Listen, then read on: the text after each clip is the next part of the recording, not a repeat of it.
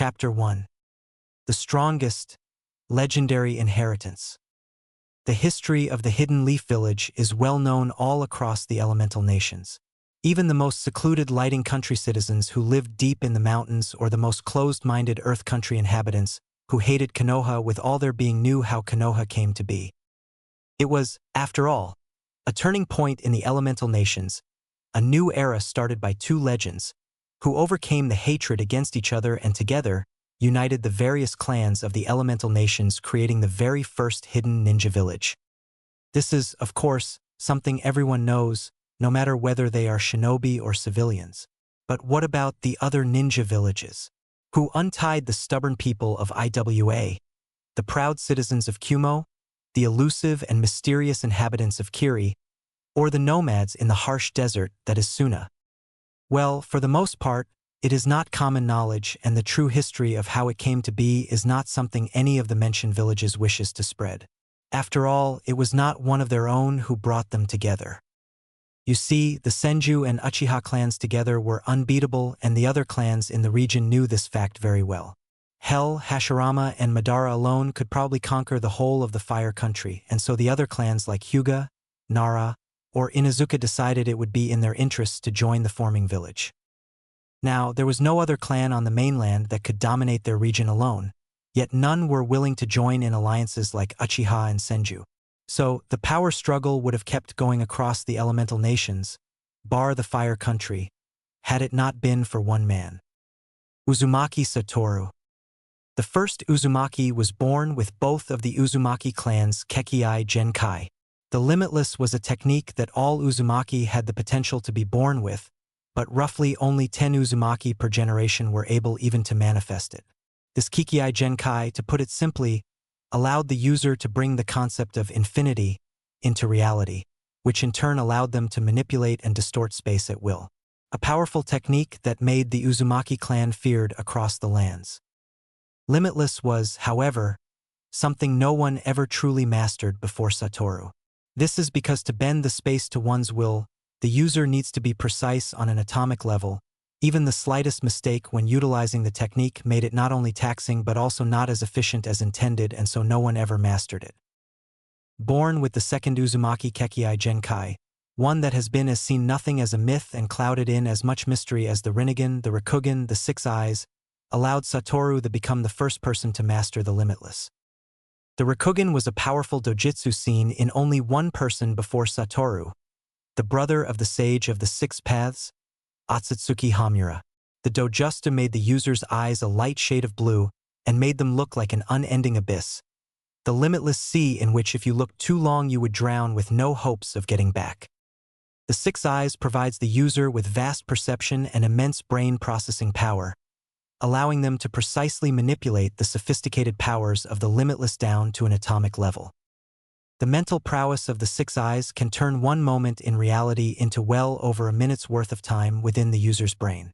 This works well in tandem with the user's enhanced sight, allowing them to analyze and calculate the positions of everything within view instantly. It's said that anyone who possesses the Six Eyes can see things for several kilometers away, easily able to distinctly tell apart different figures within their vast range. The Six Eyes allows the user to see chakra in extreme detail. As such, the use of the Six Eyes can see the flow of chakra, which in turn allows them to read another person's jutsus as well. Additionally, the Six Eyes can differentiate between different types of chakra and help the user identify a person based on it. With the power seen in only a legendary figure before him, Uzumaki Satoru left Uzumaki Island and intended to bring peace and order to the mainland himself. The elders tried to stop him, reasoning that his campaign would only make the others fear them, but the young Uzumaki did not listen. He felt it was his task, given to him by the world. It was his responsibility as the strongest to make sure the people of this world know peace. So his mission began, and it took him only 3 months to conquer the whole of the water country. Soon after, a half-year campaign in the Kumo ended in the same result. The nomads of the Wind Country didn't even fight him, bowing to him when they heard of his exploits, not wishing to go against him. Lastly, the region of Lighting Country was subjugated in only a month. And so, with the help and promises of setting them free, Satoru helped in the forming of the other 4 great ninja villages. Content with his work, he went back to Uzumaki Island, or what was now called Yuzushio-gakure, which was a hidden village. To Satoru's surprise, his return was not met with festivities and congratulations. Instead, the elders have given the decision of banishing him from Yuzushio for not only disobeying them but also making their potential enemies stronger. The user of 6 eyes pleaded with the elders, but they did not listen, listing how the Kirigakure already started to overpower them in the fish export and taking away a lot of Yuzushio's income. However, after 2 days they caved slightly in. Not enough to just forgive him, but enough to give him a choice. A choice to remedy his mistakes. The elders told him should he go and either subjugate Kirigakure to Yuzushio or tear it to the ground, they would lift the sentence of his banishment and welcome him back where he belonged. Not much is known about what followed, as no archives in Yuzushio describe the meeting past this point. However, to several eyewitnesses, Satoru killed the Elder Council and left Yuzushio forever. Years later, a few months before the First Great Shinobi War, the man walked past the great gates of Kanehagakure and went into a meeting with the first Hokage, who was already married to Uzumaki Mito, and left him a single sealing scroll which could not only be opened by someone of the Uzumaki blood, but also someone who had the Limitless. This was the last time anyone in the whole elemental nations ever heard of Uzumaki Satoru. The supposed content of the scrolls were Satoru's diaries, training scrolls, techniques, hidden techniques, notes on the Limitless, but also notes on the 6 eyes as well as how to train them. The scroll was left closed until the second Hokage requested an Uzumaki from Yuzushio to check whether the scroll was worth keeping or not, and after confirming the content to be true, he sealed it back again in hopes that one day, a Konoha-born Uzumaki will open it. What is the problem with being the strongest? A question only a few in the history of the elemental nations had to dwell on it, one of them being a 12-year-old Uzumaki Naruto. The first problem was obviously finding anyone who can match you in a fight, someone who can push your limits, someone who can stand by your side as an equal. That was what Naruto found as the only downside of being the strongest. Of course, it didn't bother him. After all, why did he need to push past his limits? He was the strongest. He achieved the peak, and an only handful could ever hope to stand against him in a fight and even dream of winning. Isn't it what Hiruzenjiji always said? What does the council always tell him? He was the strongest and they knew it, so why did he have to listen to their orders? Why did he still listen to their orders? The blonde smirked under his porcelain mask thinking about this. I guess it is better than being bored out of my mind. This was the second problem and the one that bothered the blonde prodigy. Before he entered the ANBU, he was so bored. Missions for Genin, then Chunin, then Jonin, non-stop training, learning, finding ways to become stronger. It all was for nothing because when he looked back and realized no one can match him in battle, it was too late.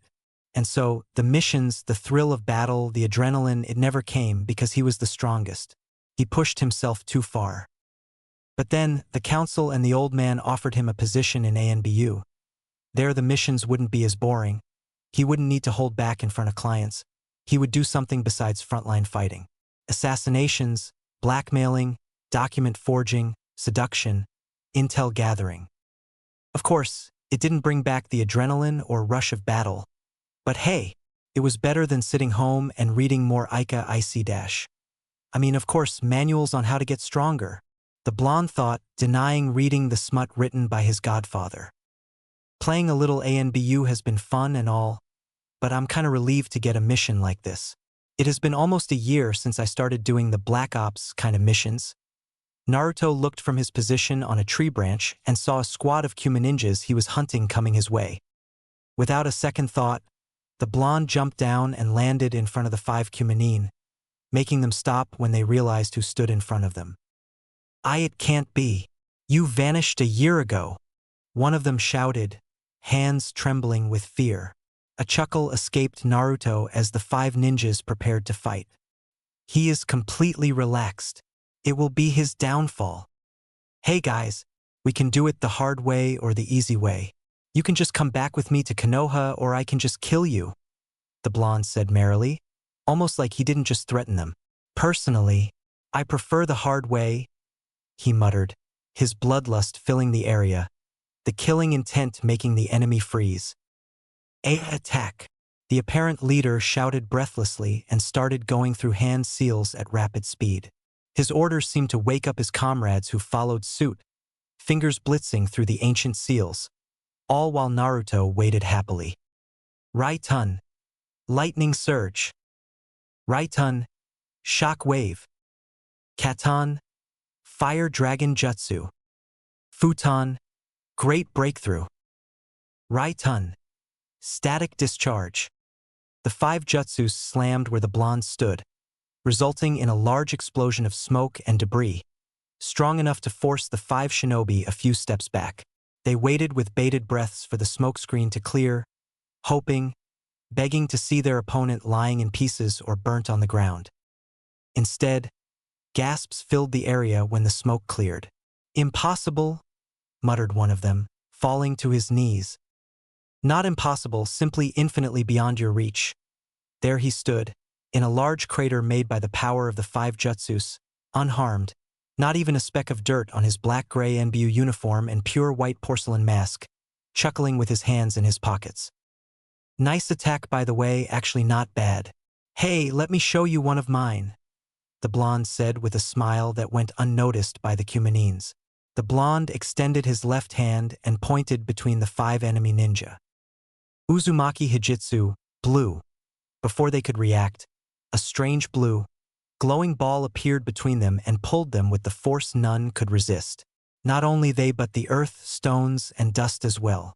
Everything in the proximity of 2 meters from the glowing orb was pulled towards it. Know that you had the honor of being killed by Uzumaki Naruto, the strongest person alive. Screams and shrieks of unimaginable pain and suffering filled the air as the orb started to slowly apply more pressure on the Cumaninjas before it imploded. Blood and gores rained into the small hole in the ground left by Naruto's technique. The blonde looked at the scene for a second before shrugging and walking away. "There is a small town nearby. I should check out if there are no other Cumaninjas around. Yes. If anywhere, they are probably hiding at the best ramen shop around. Time for a new mission. Check out all ramen shops in the vicinity of 10 miles. The blonde grinned and walked away.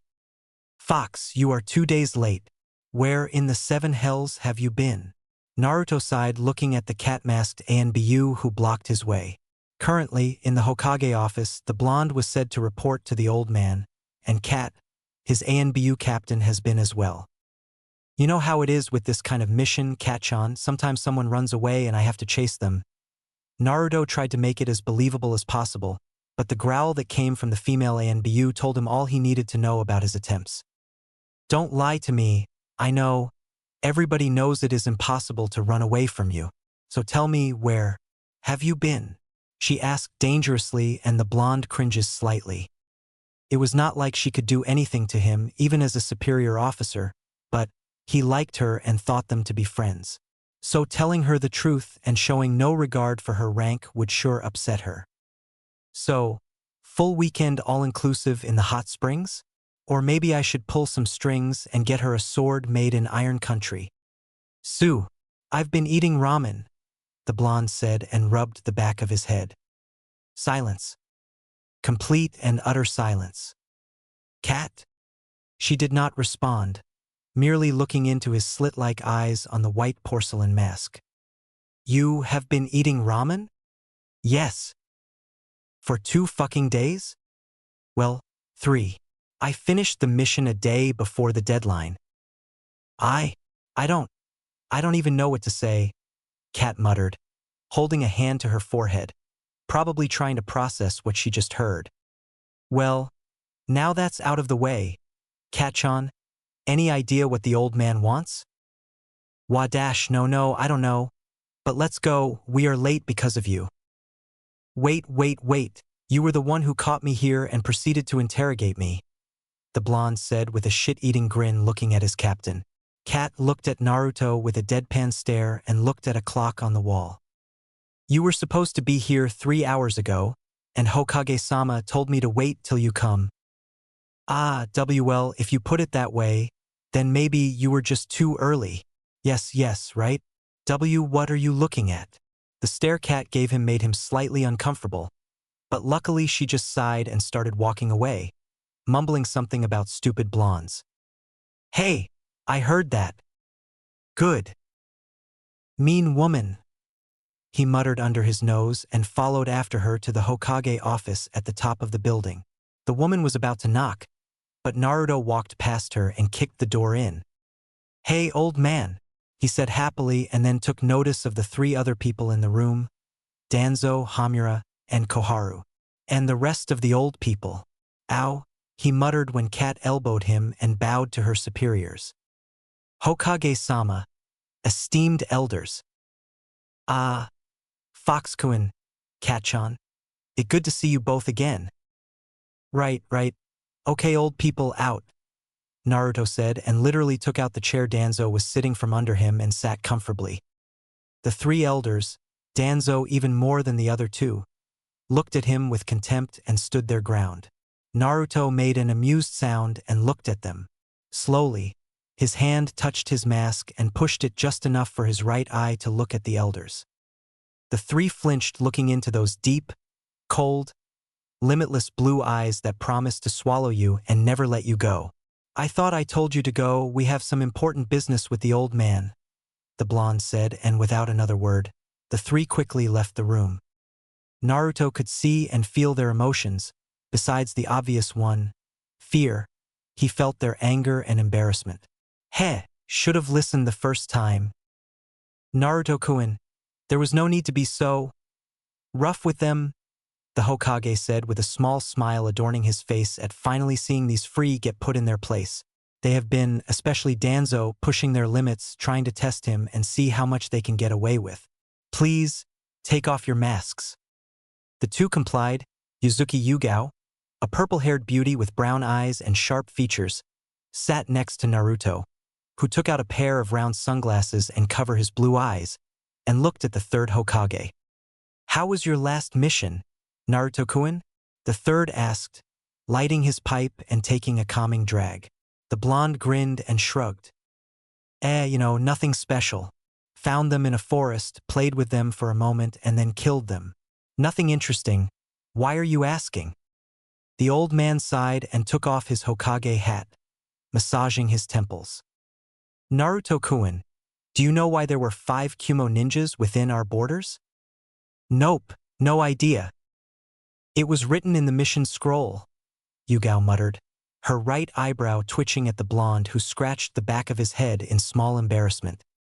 Well, I just skimmed it and saw 5 Kumo shinobi, the rough coordinates, and eliminate. Didn't though I needed to know anything more. The purple-haired woman sighed and rubbed the bridge of her nose, while Hiruzen chuckled under his breath. Well, Naruto-kun, for the past 4 months both Kumo and IWA have been sending spies and shinobi into our borders, prodding, pushing the limits of our tolerance, looking into things they shouldn't. The council fears the worst, and according to Jiraiya, they have slowly started mobilizing forces, along with Kiri. A war, huh? So what's the plan? You want me to go into their villages and blast them to pieces? No, Naruto-kun, along with the village council. I have decided that your talents are needed elsewhere than ANBU and therefore, please give up your mask. Wah? I'm leaving ANBU? Hokage-sama, I would ask you to reconsider dash. The decision has been made, Yugao. We have a special assignment for Naruto during these times, Hiruzen explained, looking at the saddened purple-haired Kunoichi. A special assignment? The blonde muttered under his breath, his hand holding his chin in a thinking position. Wait, you're promoting me to be the Hokage. Silence. Neither Hiruzen nor Yugao spoke. Old man, I know that you are, well, old, and I am amazed and the strongest in the village, as well as charismatic, good-looking and great at everything I do. But dash. Naruto-kun, how to explain this to you? Hiruzen took a breath and thought about how to formulate his answer. While your power is undeniable, your character is not fit for being a Hokage. What? Neither are you a person anyone would entrust with the safety of others. That's why I'm the team captain, Yugao said with a taunting smirk. That's also why you were never given a squad as Jonin or Chunin. Wait. Why you can't disrespect me like that? I am a great leader, even a born leader. Show me some respect. The blonde said the last part with dark, raining clouds over his head and his shoulders slumped. Hiruzen looked at the purple-haired NBU operative, who shrugged and elbowed the blonde. Oi! Stop acting depressed. Easy for you say you were given your squad. The blonde pouted and looked away. The third sighed and took a deep drag of his pipe, thanking all gods for it. Naruto-kun, while you might not be promoted to the Hokage, your task is still very important to the village's well-being and prosperity. Naruto looked out of the corner of his eye at the old man with an eyebrow quirked. I'm listening. We need you to act as a genin and join a particular team to make sure the two genin are kept safe, Hiruzen said with full seriousness, and he saw Naruto almost getting convinced at the idea. That is until Yugao started laughing out loud. Hiruzen sighed once again, reflecting how often he does it with the blonde around him. What you laughing at? Irked Naruto asked, looking with narrowed eyes at his ex-captain. They want to turn you into a dash. She kept on laughing, unable to even process the image of the blonde tucking two genin in their beds and babysitting them. Yeah? Well, we will see who will do all the difficult missions for your squad now, ugly, the blonde said with a smirk, only to regret it when the woman decked him over the head. Call me that one more time and even the limitless won't save you, she said darkly, her eyes shadowed by her hair, making the hair on Naruto's neck stand stiffly. Hee, I was just joking around. No need for violence, he said with what he hoped looked like disarming grin. Geez, women are so scary, especially Yugao. So, old man, who do you need me to keep safe? The blonde said, turning to the amused Hokage. The man picked up a scroll from between all the paperwork on his desk and gave it to Naruto, who skimmed over the content. Team 7 Jonin-sensei, Hatake Kakashi, Rookie of the Year, Uchiha Sasuke, Kunoichi of the Year, Hyuga Hinata. I worked with worse, besides, it's been some time since I saw the Cyclops. The blonde thought with an amused smirk. Chapter 2. The Strongest, Friends. Oi. This is so unfair. What was the old monkey thinking? Naruto sulked, looking at his new Konoha headband. I hoped I would stay a Jonin like when Kakashi was a kid. Ha. Literally Naruto, the big bad ANBU, who calls himself the strongest, is a genin again. A female voice cut in, not able to stop her giggling. Naruto looked at the person next to him and a tick mark appeared on his forehead. Stop laughing. This isn't funny. How are people supposed to respect me now? The blonde asked with a dark cloud over his head. Besides, should I remind you who just failed their Jonin promotion? Special Jonin Maki Zenin? The London asked with a grin and dodged the kunai she flung at his head. Shut up. Not my fault I don't have some fancy bloodline like you, Blondie. Jealous much? Naruto said with a snicker, causing his best friend to huff and turn away from him. The two were sitting in the Ichiraku ramen stand. Once a small restaurant, now was one of the biggest and most visited place in Konoha after Naruto donated hefty sums of money to Tucci and helped him develop the humble stand. Naruto slurped some noodles and looked at the girl sitting next to him. She was 5 years older than him and a bit taller. Long dark green hair pulled in a short ponytail with 2 bangs framing her head and few fringes of hair over her forehead and golden eyes with round glasses. Maki had an unique appearance that many would call exotic. She was wearing a dark blue long-sleeved shirt with the standard Chunin flak jasect and a matching mid-thigh skirt, along with white knee-high socks and typical blue ninja sandals. She had her headband tightly secured around her forehead and kept her weapons in seals on her wrists. Naruto, on the other hand, was wearing a less standard outfit, consisting of a white button-up shirt with the top buttons undone, black civilian's pants and stylish black shoes.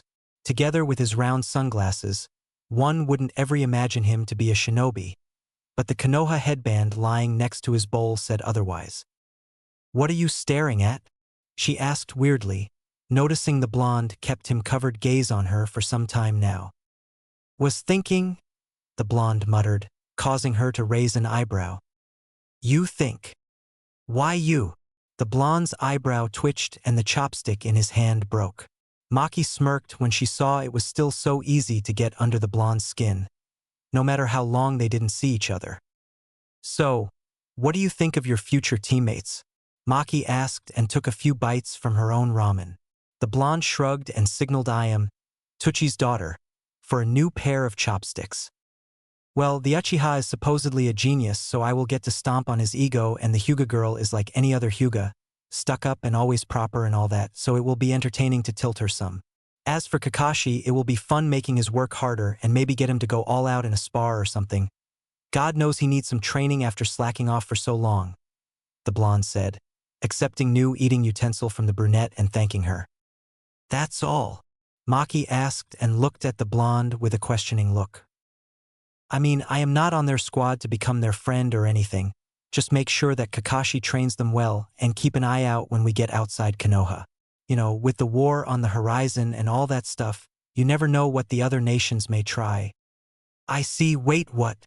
Maki shouted, standing up, making everyone in the restaurant to look at her. She blushed slightly and apologized, sitting down. She turned to Naruto and whispered hotly, "What do you mean with the war on the horizon?" Naruto looked at her for a second before sighing. The blonde lowered his sunglasses and looked her in the eyes. Exactly how it sounds, Maki. It is still nothing certain, but the other countries are mobilizing and the higher-up are making moves as well. Why do you think the village is having skill revisions on every shinobi? Why do all vets start training again? And the forced training regimes and academy standards getting higher? Maki sat frozen in her place, not wanting to believe her friend. But she knew that Naruto was serious. She saw it in his eyes, but still the thought was petrifying. After the 3 wars and the many peace treaties and Kage meeting, the diplomatic relations and the stable peacetime a war was coming. She snapped back to reality when Naruto placed a hand on her shoulder and squeezed, reassuring her with a small, but honest smile. This information is known only to the higher-up, clan head, ANBU, and elite Jonin, so please don't spread it for now, okay? She gulped and nodded, but a though still ran through her head. Then why are you telling me this? The blonde chuckled and placed his sunglasses back on. Why wouldn't I? You are, after all, my best friend, and I want to make sure you will be prepared, no matter what comes, all right? Maki couldn't do anything but nod mutely and went back to eating her ramen, yet more thoughts on her mind. She knew that her and Naruto were close friend, but didn't think he would breach protocol so blandly for her. A small smirk found its way on her face. Who am I kidding? It's Naruto, of course he doesn't care about protocol. He was always like this ever since she met him first time during her genin exams. Flashback, 5 years ago. This was it, the day Maki and 31 other academy students would officially become genin and adults in the eyes of the village. For her, it was a day she long awaited. No longer would she need to work in that small grocery shop to support herself. From today on she would become a proud kunoichi of Leaf and would live of her missions and support for shinobi who were in bad financial situations. You see, Zenin Maki was an orphan since birth, the last of her small clan of Zenin. A clan that sadly didn't have any assets or filled up coffers that she could life off. She was raised in a small village orphanage just outside Konoha that burnt down when she was 4. Since then, she was sent to Konoha where an elderly man took pity on her and offered her a job in his store. It was not a good paid job, but it was enough to allow her to life in the village and join the academy. From there on, she lived alone in the Hidden Leaf, hoping to one day become a kunoichi so that her financial problems would go away. That was her plan until she got to know what a shinobi did to earn money. At first, she thought of dropping the academy, but then she decided that one day she would earn enough money to open her own orphanage to help other children like herself, no matter what it would take. Since then, whenever she was not working or in the academy, she spent every free moment of her life training in the shinobi arts in hopes of achieving her dream. Upon realizing that the academy training would take her only so far, she decided to open the only thing she was left with in the orphanage. A detailed scroll written by her ancestors on the use of various weapons, with the weapons sealed within the scroll. Wielding weapons came to her naturally, no matter what weapon she unsealed. Her skills were praised by the academy instructors and any other shinobi who bothered to take notice of her training. Now, after 6 years of sweat, tears and blood, she was the Rookie FO of the Year with no competition from either girls or boys her age. And so, this lead us to today, the day she waited 6 years for. Anticipation and a rare feeling of nervousness ran through her. It was a no fact that the genin teams one was placed in was very important, both the sense of who your comrades were, but also because of who your sensei would be and what mission one would take.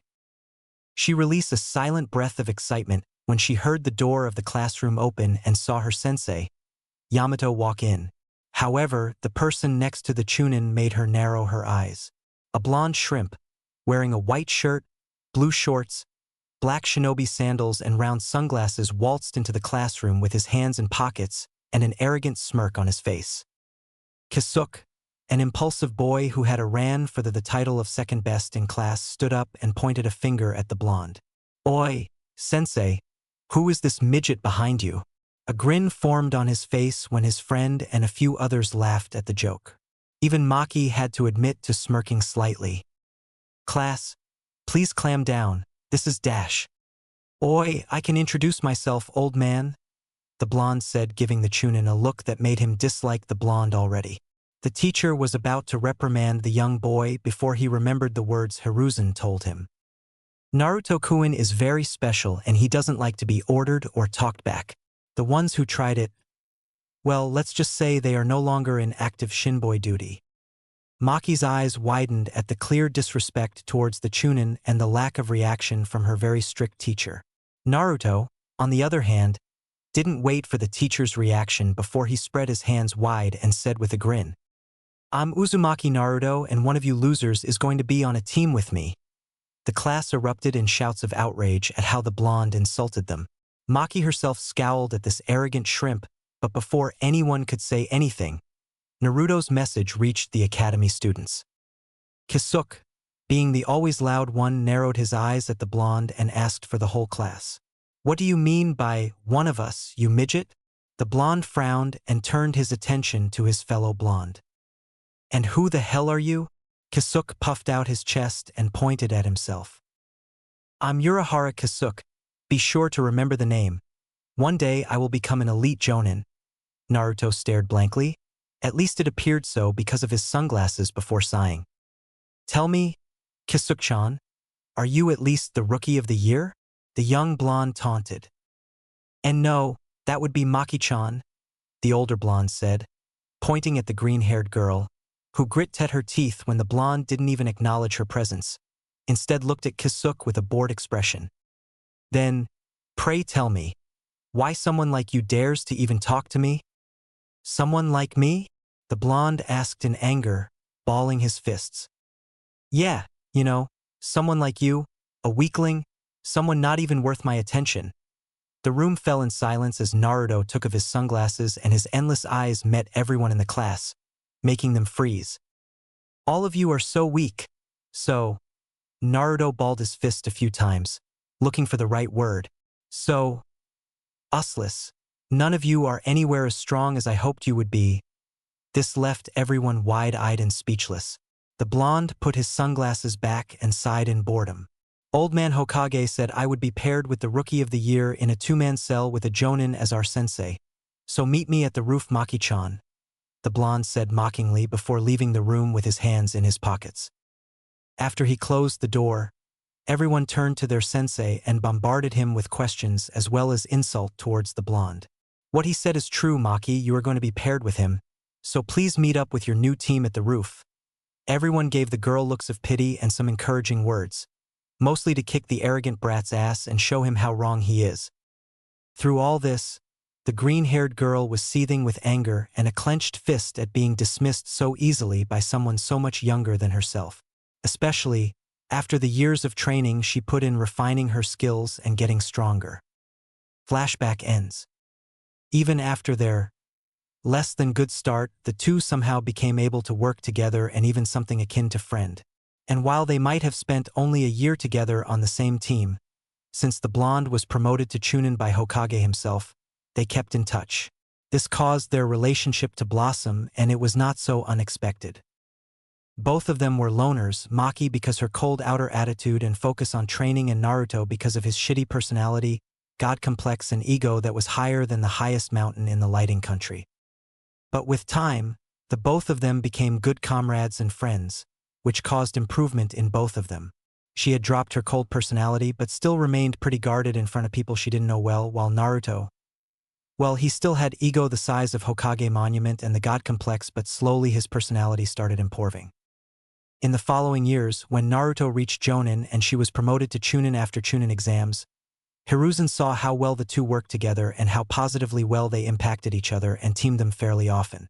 But if Maki had to point out the moment which changed Naruto the most, it would be Earth to Maki. Hello, hello? The blonde waved in front of her face. Maki snapped back to reality and swatted away the blonde's hand from her face with a scowl. Can't even think without being interrupted these days, she muttered, but the blonde caught it and grinned. Oh, you've been thinking how handsome and awesome I am? That's really sweet of yo dash. I have been thinking about how big of an asshole you are and how bigger you ego is, she said with a smirk when the blonde hung his head down and dark clouds rained above his head. That's so mean, Maki-chan, the blonde drawled out in a childish voice. She sighed and looked at the clock across her. Still have some time before I have to head back for mission briefing. I just hope Anko will not be late. Again, Maki thought with sweat drop, thinking about her friend, and turned to her Naruto. Any progress with your... How was it? Inverse chakra technique? The green-haired special Jonin asked with an raised eyebrow and heard the blonde click his tongue in annoyance. The young Uzumaki sighed and leaned back in his chair. It's called reverse chakra technique, and no, it's so frustrating. Like the word at the end of your tongue you can't remind yourself about, he explained with his head thrown back over the cushion. Maki nodded in sympathy, because while frustration over new techniques was nothing new for her, for Naruto, for whom everything he did came naturally and without effort, this was a new experience. A thought popped in her head as she looked at her friend. Maybe you need a push, you know? Something, or more exactly someone to push you past your limits. Yeah, I thought about that, but who? No one I meet on my missions is anywhere strong enough. Old man Hokage and I can't go all out, and Jiraiya is who knows where writing his smut, and even then he would need to go sage mode and come at me with the intent to kill, and he doesn't like either of those, the blonde said with a resignated sigh and looked back at his friend. Well, you never know, maybe you will find someone soon, with all those D-ranked mission you will be taking, the last Zenin said with a smirk, making the blonde pout at the fun she was poking at his new rank. Haha, very funny. Hopefully you will get one day strong enough for me to get serious. He countered, only for the green-haired girl to roll her eyes. Maybe, with a bit of luck, I might find someone strong enough soon. Chapter 3. The Strongest. The Snake Sannin. Kakashi sighed, looking at the sky. He estimated he still had 2 hours before he decided to meet his team. He mentally prepared himself for how the bell test would go and once again sighed. Who was he kidding? Even if they failed, what was impossible since Naruto knew about the purpose of the test, he would have to allow them to graduate and take them as a team, council orders. Honestly, what are they thinking? A team like this will cause unbalance between the other teams, all prodigies, the Kyuubi Jinchuriki, Sharingan, Byakugan, the Rigaken, and the Limitless. Oh well, I will let Naruto figure it out. Maybe he has already something planned, Kakashi thought before once again looking at the time before shrugging and taking out his Aika, giggling where no one would hear him. Naruto looked at Kakashi from distant trees, far enough that even the man's Sharingan wouldn't notice him, thanks to the Rikugan. He was able to see everything in the slightest details, no matter how far it was, as long as it was in his line of vision. Typical Kakashi, making everyone wait for you. I guess some things never change, he muttered with a small smile and turned in the other direction. Looking at Team 8, consisting of Kiba, Shino, and Sakura under Kurenai. Naruto noticed the raven-haired beauty began her exam, and from the looks of things her team would pass. The blonde's attention shifted to Asuma, who was leading the Ino Shikacho of the new generation, but to the blonde's amusement, the bearded Jonin was playing shogi versus Shikamaru, talking about gossip with Ino and eating chips with Choji. Well, at least they were enjoying themselves. With a single leap, Naruto landed on the ground and walked home. He still had about 2 hours before Kakashi would go to the academy, and in the meantime, he could relax some at his home. Naruto sighed in contentment, taking a sip of tea, imported from the land of Twilight, a moderate country finding itself on an island. It was also the westernmost country in the elemental nations. It cost him a fortune to have it imported to Konoha, not to mention the delivery time, which was 3 months. The Fallen Star tea was only produced in the land of Twilight, and they wouldn't tell anyone how they made it, which caused a few wars and conflicts already.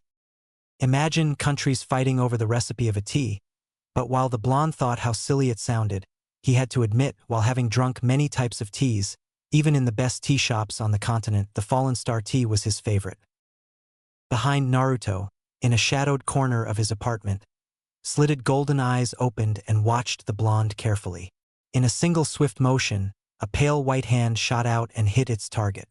Naruto sighed and looked over his shoulder at the amused visage of the snake Sannin. Orochimaru, the blonde greeted, giving the older man an annoyed look. The black-haired legend took a sip of the tea and smiled in contentment.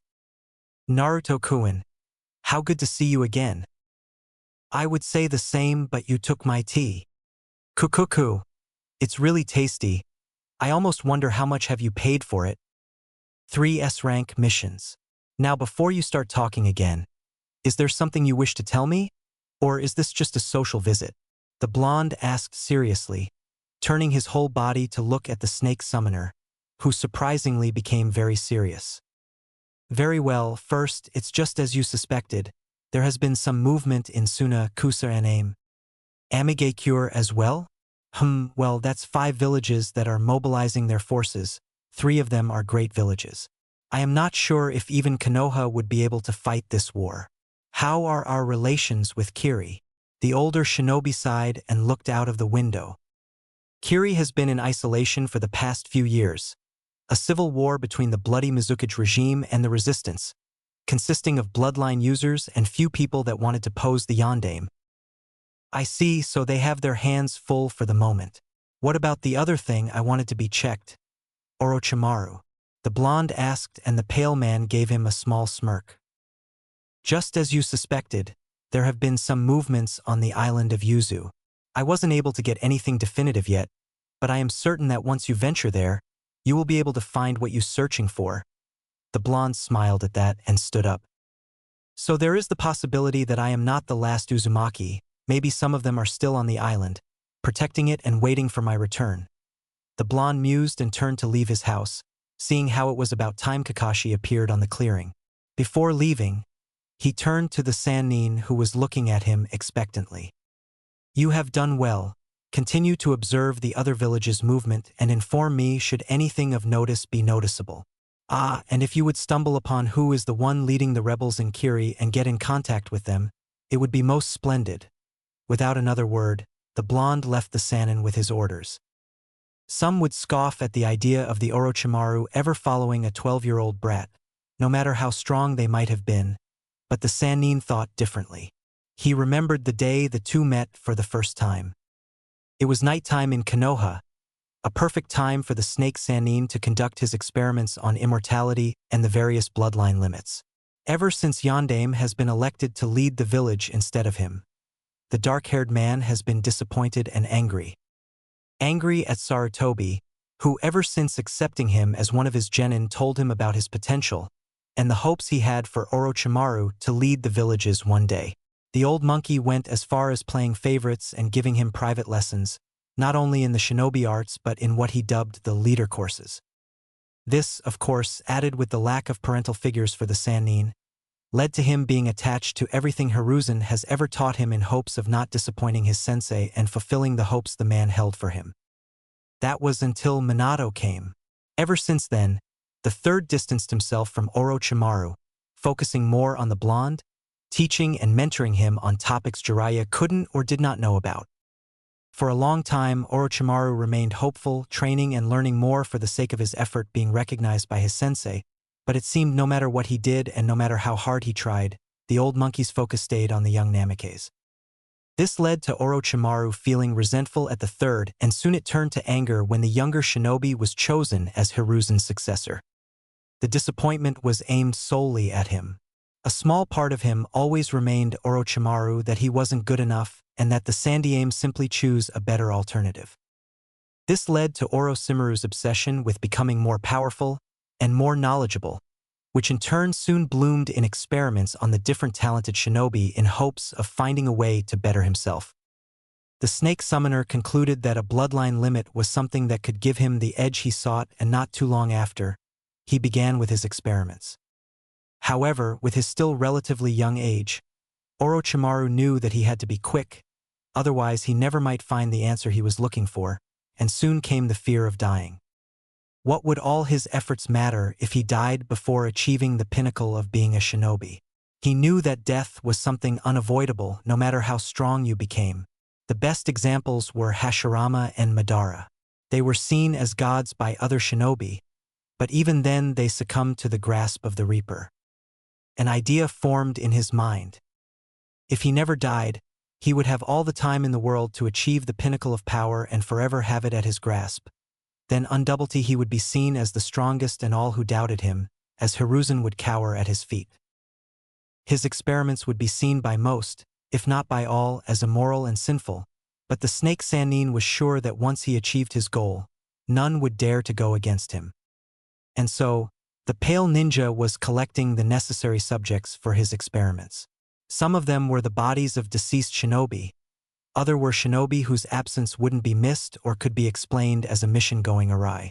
A few of the subjects were simply orphans, for who no one would bat an eye trying to find out where they have gone.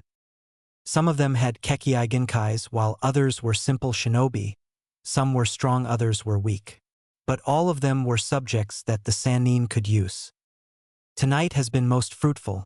He snatched the body of a recently dead Jonin who was killed on a mission, but his body was brought back to the village. Tomorrow would be his burial, and since neither was he well known nor had any close family, Orochimaru exchanged his corpse with a fake, knowing it would be enough to fool others. As he walked through an empty training ground towards one of his many secret bases in the village, he felt a set of eyes on his back.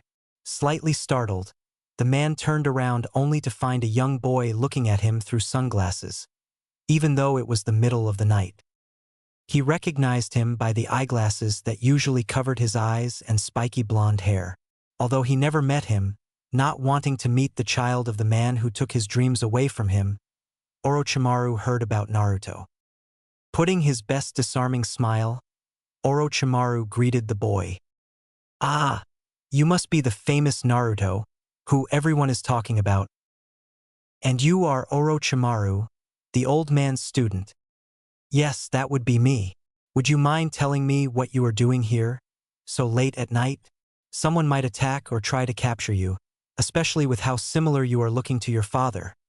The blonde snorted and closed the distance between himself and the Sannin. "You kidding? Anyone who would try this probably has a death wish."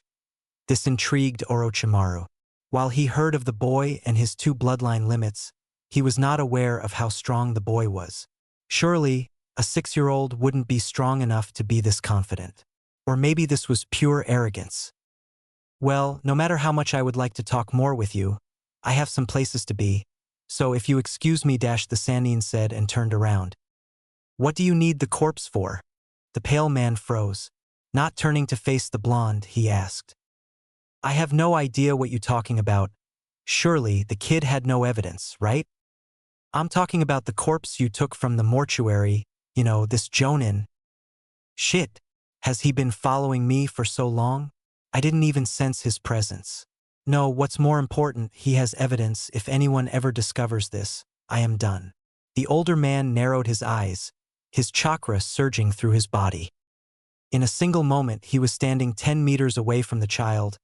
The next, Orochimaru was behind him, a kwani drawn and poised to strike. Only it didn't strike. The Sanin's eyes widened as he saw the knife stop a few inches away from the blonde, and a bead of sweat slid down his face. The blonde didn't react instantly. Instead, his head craned slowly to look at Orochimaru, his cold blue eyes peeking at the Sannin from under his sunglasses. And then, Orochimaru saw and felt it, the power behind these eyes. The presence felt overwhelming. Even with his experience and strength, it felt like he was a mere pebble compared to a mountain. The weight of Naruto's power promised to squash him like a bug, an unworthy obstacle that wasn't even worth being looked at by those eyes. He tried to peer his gaze away, to create distance and use his repertoire of ninjutsu to fight this monster, but he stood still, lost in those eyes. Most shinboi wouldn't ever come close to feeling the power Naruto held, just because they were unable to imagine the scope of it, but Orochimaru, who was one of the strongest shinobi alive and a talented censor, who saw beasts like the Biju and monsters like the Sandaime, Yondaime, and Hanzo of the Salamander himself, he was able to truly see the extent of this beautiful power. At this moment, the Sannin understood the limitless difference between him and the child, blessed with powers as divine as the Rinnegan. He was snapped back to reality when the blonde took a step away and looked at him with a raised eyebrow. "You good?" "I asked what you need the corpse for, not to try and attack me," the blonde said, his hands in his pockets, looking at the Sannin with a curious expression. The man lowered the knife and swallowed hard.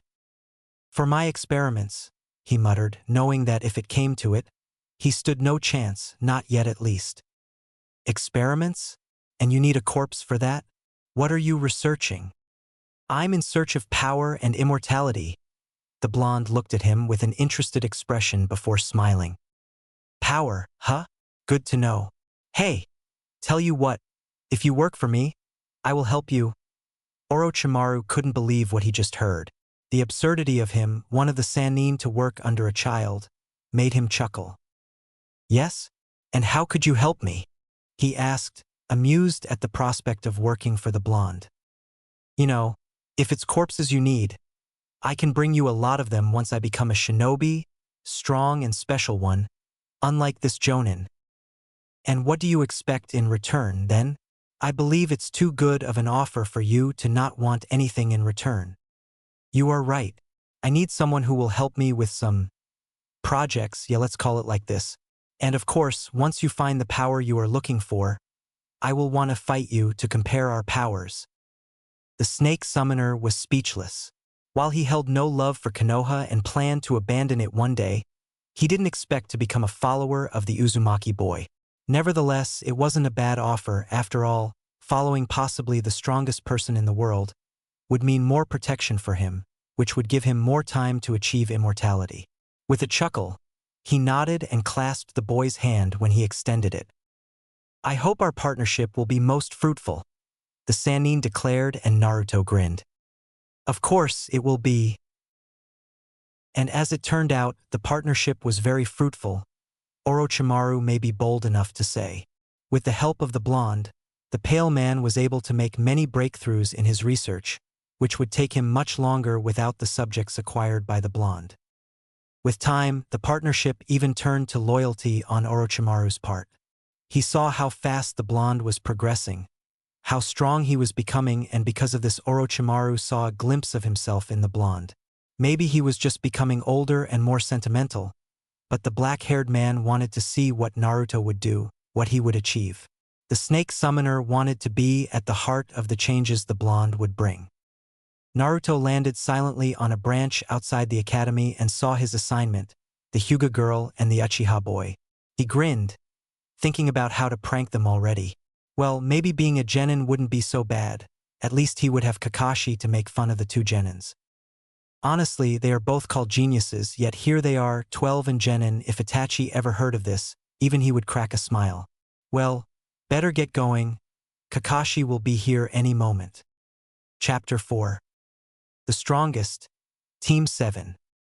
Uchiha Sasuke was not amused. Not a bit. Scratch that, he was downright pissed. Of course, many that knew or even just heard about the young boy wouldn't find that surprising, as he usually adorned a scowl on his face and usually ignored everything and anyone around him. That behavior was caused by the tragic event that happened a few years ago, Yet his today's bad mood was not because of that reason. The day started like any other. He woke up and trained for an hour, after which he took a shower and ate his breakfast, before heading to the academy for the team placement. Once arriving, he was annoyed by his fangirls, the most vocal of them all. Like any other day were Sakura and Ino. How the two got on his nerves. Couldn't they understand that he would rather have Itachi announced as a hero than go on a date with them? Anyway, after being saved, once again, by Irika, the man started his speech with how proud he was and wished them luck on their journeys as shinobi. Luck as if he would need any. Only the countless hours of training that he put himself through and his resolve to avenge his clan would mean anything in the face of an enemy. That was the only thing that mattered. Strength, power, and anything that might help him achieve his goal. But not luck. After going through 6 teams, Sasuke finally heard his name. Team 7. He just hoped that whoever his teammates would be, they were competent enough to not hold him back. Hatake Kakashi was his sensei. While the young Avenger didn't know about the man, he did hear Itachi, the bloody traitor, praise him once. Good, if his clan's murderer praised someone, it meant they were strong and competent. Hopefully, he would also be a good teacher. His first teammate was Hyuga Hinata. While he never spoke to her, he didn't need to. She was the second top student in the class, and Sasuke had seen her spars with his own eyes and could say that somewhere, in the back of his head, he was happy to have her on his team. Of course, he would never admit to it, but the Hyuga girl was the best choice for his teammate. Now, just to get at least a competent or non-annoying second teammate, and the Uchiha would be pleased. Now here is where it all began to turn bad. Your team will be joined by a genin, that is, in the reserve corps. He should arrive together with your sensei. Sasuke cursed under his breath, his pleased mood from having Hinata on his team quickly forgotten. A reserve corps genin was someone who passed the academy but didn't have a team. That meant they either were left behind by their team, which became Chunin, or whose team was killed. The fresh genin didn't know which one he preferred. Both alternatives meant that whoever that reserve genin was wouldn't just hold him back. Soon, the whole class had been placed on their respective teams, and Irika left the classroom, telling them to wait here for their Jonin sensei to arrive. Not long after, a small group of Jonins entered the classrooms and the fresh genins started to leave the room. Fast forward to an hour later, Hinata and Sasuke were the only ones left. With a scowl on his face, the Uchiha turned to his teammate and grunted when her face was the perfect poker face she always wore. The last loyal Uchiha wondered for a moment what went through the Hyuga clan heiress's head before abandoning the idea. It was impossible to deduce what she might be thinking about. Hyuga Hinata was the perfect representation of her clan, always calm and cold like a stone. No matter what happened, her expression never changed, at least as far as anyone in the academy remembered. Having been raised by her strict father Hayashi and the Hyuga elders, she was the definition of a perfect clan heiress. Ever since she could remember, she was training, pushing to her limits, and learning whatever her father deemed necessary. There was no room for mistakes, neither in her fighting techniques, knowledge, or even etiquette. All her mistakes were beaten out of her by the very person she loved and adored, her father. Yet she never cried, she never got frustrated, she never faltered. The Hyuga clan is after all the most noble and prestigious clan in the village, and if their heiress was not perfect, then what does that speak of them all? Sometimes, she wondered what it would be like to be raised by a mother who loved her, by a father that showed more emotions than a rock, or with a sister she could freely talk to without the fear of being punished for talking about mundane topics that an heiress was above to talk about. However, whenever such thoughts occurred in her head, she squashed them like a bug. She was the clan heir, and the only thing that mattered was to bring honor and renown to her family. Such was her duty. That, of course, didn't mean the girl didn't feel emotions. She did, just like any other human. But unlike others, she didn't show them or acted upon them. She never let others see anything besides perfection. Yet the emotions bubbled under her stone-cold mask. And currently, the only emotion she was feeling was irritation. An hour. Who did this Kakashi think he was making them wait a whole hour? Has she been raised differently or wasn't trained as well as she was, the girl might have just snapped. But she did not. She sat there, waiting patiently, just like her father would expect her to. The two fresh genin were cut off from their thought when the door to the classroom opened. Two pairs of eyes, one onyx, and the second lavender, snapped the door faster than they did ever before, ready to leave this room behind and start their careers. A head peeked into the room, brown hair pulled into a spiky ponytail, and a scar on the bridge of a nose greeted them. The two showed their frustration differently. The Uchiha groaned lowly and the Hyuga narrowed her eyes. Irika blinked twice upon seeing them still in his room and gave them an apologetic smile. "Sorry, I just came back for some papers," the man said and fished out a stack of papers from his desk before leaving the two alone again.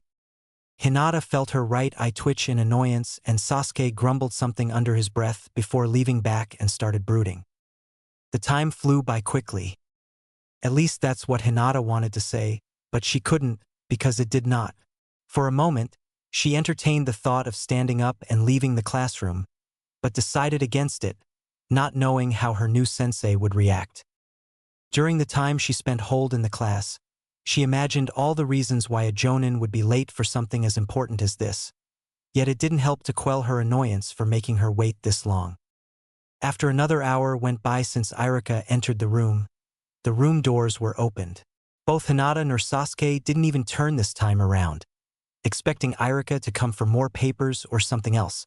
The two jumped when an unfamiliar voice spoke up. "First impression, you two seem boring. Meet me at the rooftop and don't be late. You have 2 minutes." Without another word, the man turned into white smoke that quickly dispersed. Speechless, Sasuke watched the place where the man stood with an open mouth. He turned to his teammate when he heard her speak. Did he just told us not to be late? This dash." Hinata had to use every technique she was taught to keep her cool under control. With a barely restrained growl, she stood up quickly enough to send her chair to the floor and stomped out of the room. "Well, that's new," Sasuke muttered, shocked at how expressive the Hyuga was. Not wanting to be late, he followed Hinata to the roof. On top of the building, Kakashi was leaning on the railing, reading his Ika, when he heard a pop next to him. Lowering his book and turning to where the sound came from, Kakashi gave an eye smile. "Ah, Naruto. Good to see you again. I see you have gotten the teleportation down." "Yo, Kakashi. Yeah, but I still need to work some on it," Naruto said, taking a place next to the silver-haired ninja and crossing his hands. Oh my, to hear the Naruto Uzumaki speak about having to work on something is surprising. Naruto pouted at the mirth filling Kakashi's voice. "Hey, I know I am awesome and all that, but sometimes even the best need some fine-tuning." Right, I also heard about you being demoted to genin." At this, a tick appeared on the blonde's head. "Yeah, that's total bullshit. I thought the old man would just make me genin in name, but I would retain my jonin status. But no, he had to fully demote me to keep the files clear and all that." "Well, the paperwork for making you undercover in your village would probably be a nightmare. See if I care. Now I can't even enter the jonin bar. Do you understand, Kakashi? I was there yesterday and Juji told me he can't let me in and that asshole was giggling. Giggling, you hear me? Oh, how the mighty have fallen," Naruto said with a sullen look. That was the first thing Hinata and Sasuke saw upon arriving on the roof. Kakashi noticed them arrive and gave them an eye smile, creeping the two fresh genin out. "How nice of you to join us. Come on, sit down," the jonin said and pointed to a wooden bench. Naruto was the first to take a seat, taking half of the bench for himself, making Hinata and Sasuke scowl at him before sitting next to him, trying to find a comfortable position. "Well, let's start with an introduction," Kakashi said with a bit of uncertainty, making the three sweat drop. "Not my fault they sit there glaring at me. The genin before them usually started talking, not me," the jonin thought, and when neither of the three said anything sighed, sending a glare to the blonde who was watching him with a shit-eating grin. "Stupid blonde jerk," the jonin muttered under his breath before clearing his throat. My name is Hataki Kakashi, my dislikes are, I have some hobbies and my dream is not something for young ears like you to hear. Hinata scowled at him and Sasuke scoffed. Naruto, on the other hand, was cackling at the silver-haired man, who sighed. Well, let's start with the little blonde model. Hinata could see why he called him so. A white button-up shirt, black branded civilian slacks that looked expensive, and black leather shoes that were currently the new hit in fashion among important business people. This coupled with his round, black sunglasses and lack of his headband, he looked nothing like the shinobi part. Names Uzumaki Naruto, my likes? Cute girls, drinking and gambling. My dislikes? Weak people and people who can't entertain me. My hobbies? Drinking in the company of cute girls and kicking butts. My dream? Ha! That's an easy one.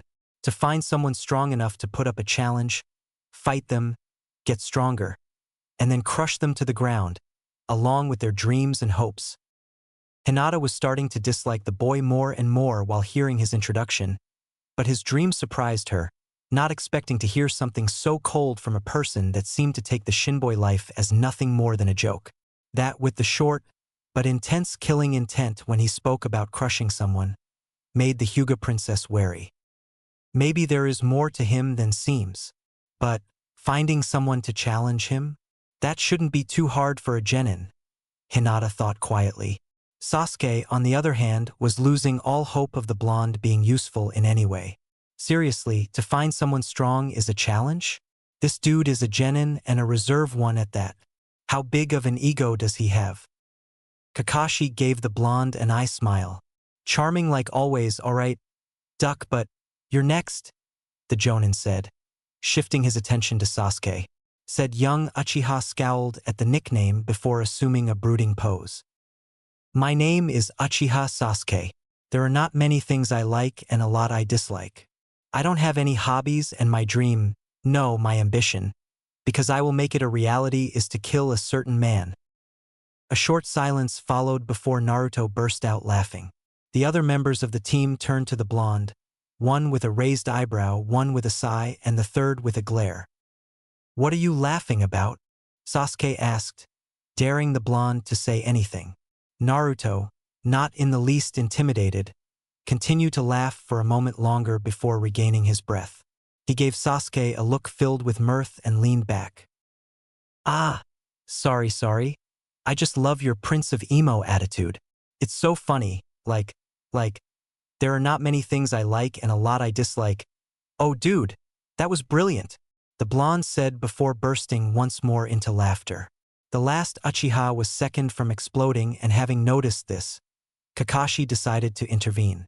Sasuke needed to be able to take the test, after all, and even a light scuffle with Naruto wouldn't end well for the black-haired teen. Kakashi cleared his throat and gave the blonde a look from the corner of his eye, hoping against all odds that the blonde would shut up. As luck would have it, Naruto seemed to be in a good mood and followed the silent plea, stopping his laughter. Huh. Maybe having someone he can make fun of will make it easier for him to follow orders? Thought for another time. Turning to the third and last member of his team, Jonin spoke. What about you, Poker Face? If she was offended by the nickname, the young Hyuga didn't show it a bit. My name is Hyuga Hinata. My likes and dislikes are irrelevant. My hobbies consist of training and learning, and my dream is to bring pride to my clan's name and become a good clan head. The silver-haired Jonin groaned on the inside. Great. I have a team consisting of an Avenger hellbent on killing his brother, a powerful brat that loves to annoy others, and a Hyuga that shows as much emotion as Hayashi himself. Great. Just great. Okay. Now that we have this behind us, let's get down to business. Usually, I would put you through a test that would show if you can work as a team. However, I have been ordered to pass you anyway, so we will be doing something different. What do you mean? Kakashi was slightly surprised to hear the Hyuga talk. From what he got in her files, she was as quiet as Sasuke. Apparently, playing cold didn't mean she was silent. At least that was a good development. You know, some small training to see how strong you are and all that. No. Meant what do you with being ordered to pass us? Ah, that. Well, you and Sasuke are both a very important lineage and all that, so the council has decided to make sure that you two need to become genin and get strong. So, even if normally I would fail you if you showed no signs of teamwork, I have to pass you. With that said, meet me tomorrow at 6 in the morning at Training Ground 7. Don't be late. Without another word, the silver-haired Jonin puffed away, leaving the 3 genin on the roof, 2 of which glared where he stood a moment ago and 1 with an amused grin. So, my little teammates, Naruto said, turning to Sasuke and Hinata with a charming smile. Want get some ramen and get to know each other better?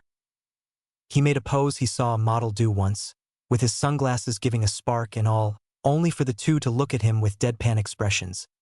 HN. Sasuke walked away without another word. Creep, the Hyuga heiress answered and spun on her heel, leaving the blonde alone on the rooftop. Naruto pouted and left soon after with a rain cloud above his head. Attempt number 1. Fail. Oh well, maybe another time. I have to tell old man Tucci to keep that extra spicy sauce locked away for the future. The next morning, arriving at Training Ground 7, Kakashi was met with 2 angry and very sleepy glares coming from his 2 genin. Yo, sorry I am late, but a black cat crossed my path, so I had to take the long path, he said with an eye smile. Are you going to be late every time? This came from Hinata, who looked ready to kill their sensei on the spot. Honestly, what self-respecting jonin is so late 2 days in a row? Of course not. I am usually the most punctual person you will ever know, Kakashi answered with a small laugh. Wherein Hinata seemed to be at least a bit convinced, Sasuke saw right through the lie and sighed at the jonin sensei he got. Now that we all are here dash. Where is the blonde idiot? The Uchiha voiced out his question, only to jump when a hand chopped the top of his head. He spun on his heel only to find a grinning blonde, still in his causal setup. I was here all the time, up in the trees. I didn't even sense him. These were the thought of both Hinata and Sasuke. Kakashi smirked at the 2 shocked expressions, knowing very well that Naruto appeared just a moment ago. As I was saying, now that we are all here, we will start our small test. So, what are we going to do? This time it was the blonde who asked the question plaguing the 3 genin, and their jonin rushed to explain. I want to see where the 3 of you stand individually to asset your strengths and weaknesses. For this, we are going to have each of you fight against me in one-on-one spars. The other 2 are to observe and 2, to learn how strong your teammates are. Who is going first? Sasuke was excited to prove his power against a jonin, and this was the perfect opportunity to see how much he has improved. This would also allow him to see whether the blonde was worth anything else than a meat shield on missions. Since you were the first to ask, let's begin with Hinata. Lady's fist and all that, Kakashi answered, motioning for the Hyuga to come forward, getting a grunt from Sasuke. While Naruto and Sasuke sat down under a tree nearby to watch the match, Kakashi and Hinata walked a bit away to have some space. Remember, go all out. The purpose here is to show me and your team how strong you are. Once the Hinata entered her stance, Kakashi put his hand on his jonin vest and narrowed his hand. A heavy silence hung in the air, Hinata's face not showing any distress. But she was a bit stressed on the inside. It would be her first time fighting someone outside the clan. She had to make a good impression. She had to uphold her clan's reputation, after all. Begin! Hinata quickly dashed forward to close the distance. When she was in the middle of the distance, she saw Kakashi grab something from his jonin vest and aborted her dash. You good? The silver-haired jonin asked, opening his Ika book, getting a glare from the Hyuga heiress. Come on, let's see what you can do. Hinata was angry, not only because disrespecting her by reading a book but also because it was Ika, the detestable book written by the pervert Jiraiya. Without another word, she dashed forward, her fingertips imbued with chakra, lashing out quicker than a viper. First strike to Kakashi's wrist, slapped away, a second to his biceps, slapped away, another to his elbow, blocked by the very book he was reading.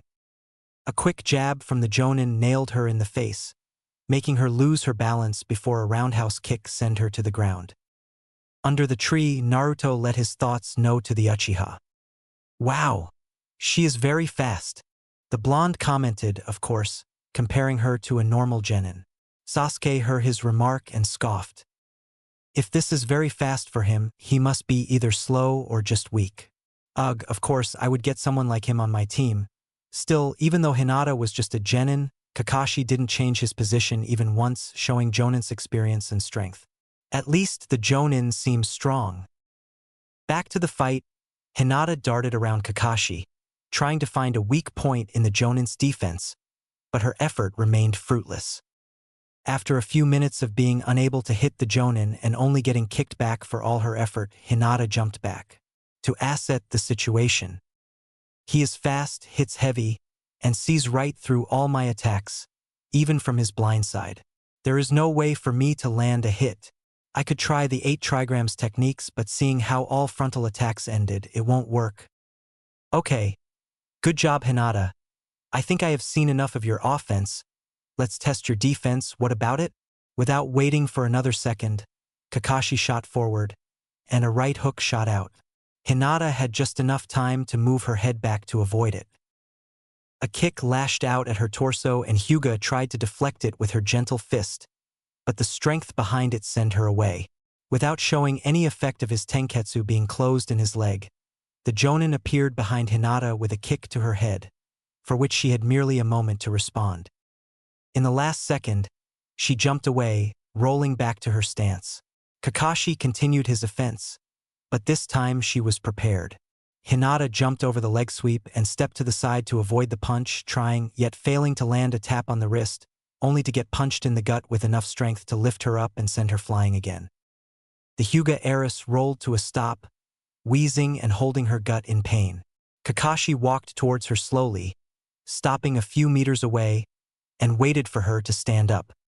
Catching her breath, Hinata raised to her feet and re-entered her fighting stance, her Byakugan turning on. So you decided to get serious?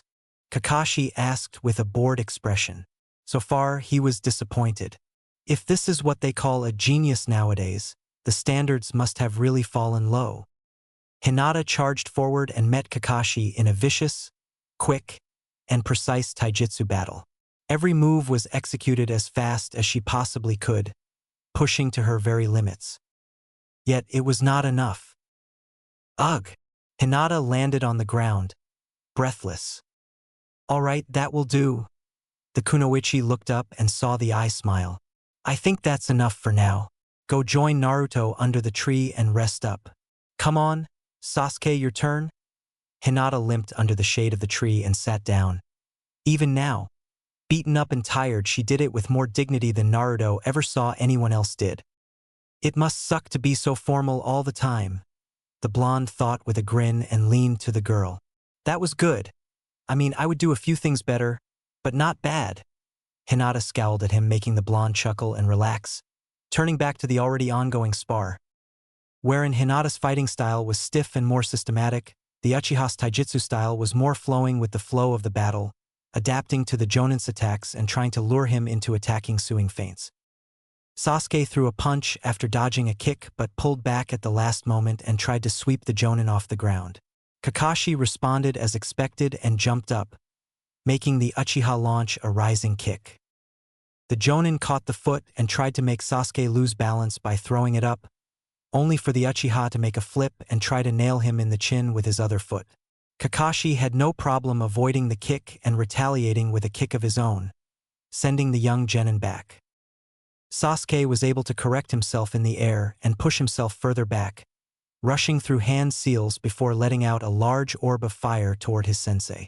He landed in a crouch when he saw his just a hit, only to be blindsided by a punch to the face that made him lose footing, followed by a second punch and a kick to the chest. He rolled with the last kick on pure instinct before spinning and throwing a fist of kunai towards the silver-haired man who caught the first one and used it to deflect the other 3. I can see that you're cut above the ordinary genin. Your taijutsu is very good and your chakra reserves must be above average and you have sharp instincts. Sasuke smirked at the assessment, clearly liking being praised. But your attacks lack strength, the jutsu was slow and your reflexes are not as quick as they could be. This caused the Uchiha to scowl. That's something we must work on, okay? Next, let's go with Naruto, the Jonin said with a small sigh and waited for the blonde to join him in the middle. Sasuke sat down next to Hinata and observed how their last teammate would do, not having any high hopes. How do you think he will do? Hyuga was the first one to initialize the conversation. Sasuke gave her a quick glance before turning back to the clearing, where the two were speaking in low voices so the two wouldn't hear. He was impressed by your speed and called it very fast. If your speed is very fast for him, then there is no hope.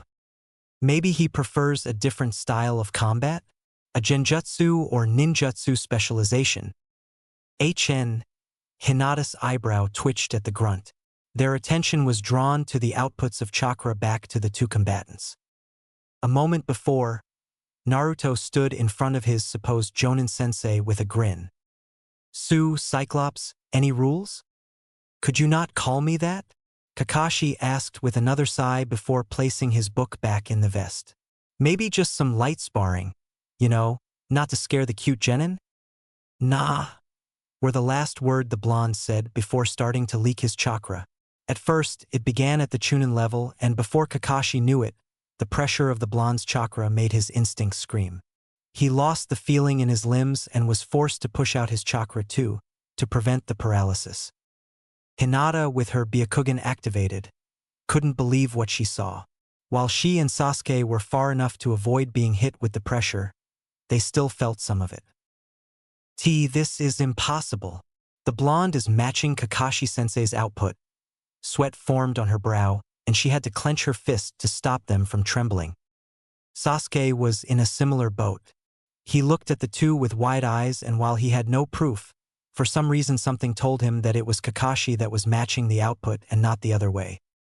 All right, just some light sparring. Got it, Cyclops. Kakashi tensed, his eye watching every move the blonde made. His eye widened when the blonde vanished, followed by the sound of wind being distorted. Purely on instinct, he jumped to the side to avoid a crushing kick that left a small crater in the ground. Not wasting any time, he enhanced his body with chakra before lashing out with a combo of punches and kicks. Naruto had no problem blocking and deflecting them. He pushed a kick away, and in the small opening, he launched 3 punches at the Jonin's chest, making him skid away. There was a silent pop, and Naruto appeared midair behind Kakashi with a kick flying, which the silver-haired man caught and sent the bond into the ground. The genin shrugged it off before kicking off the ground and launching a frontal kick at Kakashi, who, in the future would look at this moment with embarrassment, was sent flying through the whole training ground. He skipped on the ground 3 times before pushing himself to his feet, throwing 3 kunai at the blonde. Naruto, already rushing at his opponent, batted the projectiles away and flew at the Jonin with a flying kick. Kakashi dodged the attack and launched a barrage of attacks with punches and kicks. The two entered a fierce taijutsu battle, each hit with the power to knock out a Chunin. Their speed was faster than anything both Hinata and Sasuke ever saw, so much that they were nothing more than a blur to the two. How? How is he so strong? He is matching Sensei, no. He is pushing him to the limit. The battle came to a still when Kakashi flew through the training ground, hitting the ground multiple times. He was bruised and bloody, various cuts littering his outfit. Naruto appeared in front of the silver-haired man with an easygoing expression, hand in his pockets, and not a single bruise on his body. Kakashi groaned and slowly climbed to his feet. Had fun?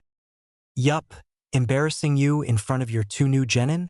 Perfect payback. Payback? The Jonin asked with a confused look.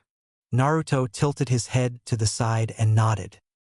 Yep, payback for telling Yugao about me reading Aika Aika. You know the beating I had gotten for this. Kakashi looked at him with an incredulous look. Seriously? That was 2 years ago. Naruto nodded with a proud expression, making the older man groan. Besides, how bad could it have been?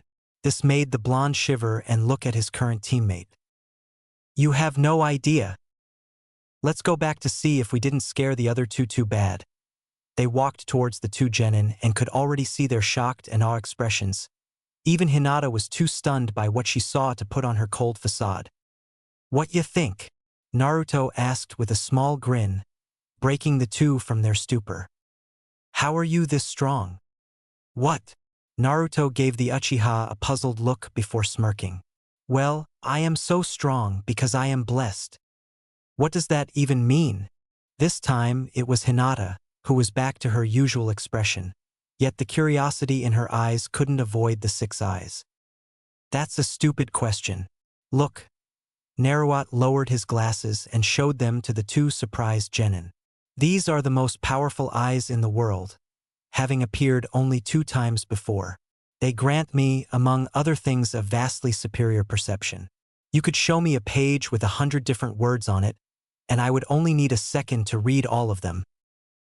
"That's not a reason good enough for your claim," Sasuke grunted with narrowed eyes, making Naruto laugh. "Of course not, it also allows me similar abilities to the Byakugan but superior. Enhanced sight up to a few kilometers in the highest resolution, coupled with the brain processing enhancement, lets me look far away and see everything there is. It also shows me chakra to the point of me being able to not only understand it better than anyone. That lets analyze and break down every jutsu used against me, together with seeing chakra signatures down to the user's very elemental chakra. And now comes the reason why is called the strongest in the village," Kakashi muttered, making the other two look at him. "What do you mean?" "Well, he is known mostly by the Council, Elite Jonin, and the ANBU since it was decided to keep his identity a secret for some time now, but all those that knew about him consider him the strongest person in the village, something that even Hokage-sama confirmed." "Wah, how come he is still a genin?" Kakashi shrugged and took out his Ika. "I am certain Hokage-sama and the council have their reasons." "Well, coming back, my second bloodline dash." "You have too." Hinata couldn't believe it. It was absurd. "Ha! Of course, that's why I am blessed. The second Uzumaki Kekkei Genkai, one that awakens in every 10th member of my clan. The limitless, it allows me to bring the concept of infinity into reality and allows me to manipulate space and time itself. One ability of the limitless is infinity, making a barrier of infinity around my body. Now you have to be making this up." Naruto shook his head at the Hyuga's remark and caught her wrist, bringing it to his other hand. "See? You can't touch me. There is an infinite distance between us, so our hands will never touch." "But I saw your punch hit Kakashi-sensei." "Ah, I can turn it off, of course." With that said, Naruto turned his infinity off and took Hinata's hand into his. "See?" The Hyuga clan heiress pulled it away and gave him a dangerous look, making the blonde chuckle. "Of course, I am the only one that can use the limitless to this degree, thanks to my 6 eyes. That's why I called myself blessed. I am the strongest and I doubt there is anyone who can defeat me. That's why I want to find someone who is my equal and destroy them," Naruto said with a boisterous laugh. "Alright, now that that's done, you are officially Team 7. Meet me here at 8 tomorrow for our first mission and training. Don't be late." Without another word, the Jonin vanished in a puff of smoke. "I will be going, see ya, losers." With a silent pop and displacement of the air, the blonde vanished without another trace of himself. Sasuke was still scowling, yet left without another word, making Hinata sigh. "At least we know he is strong."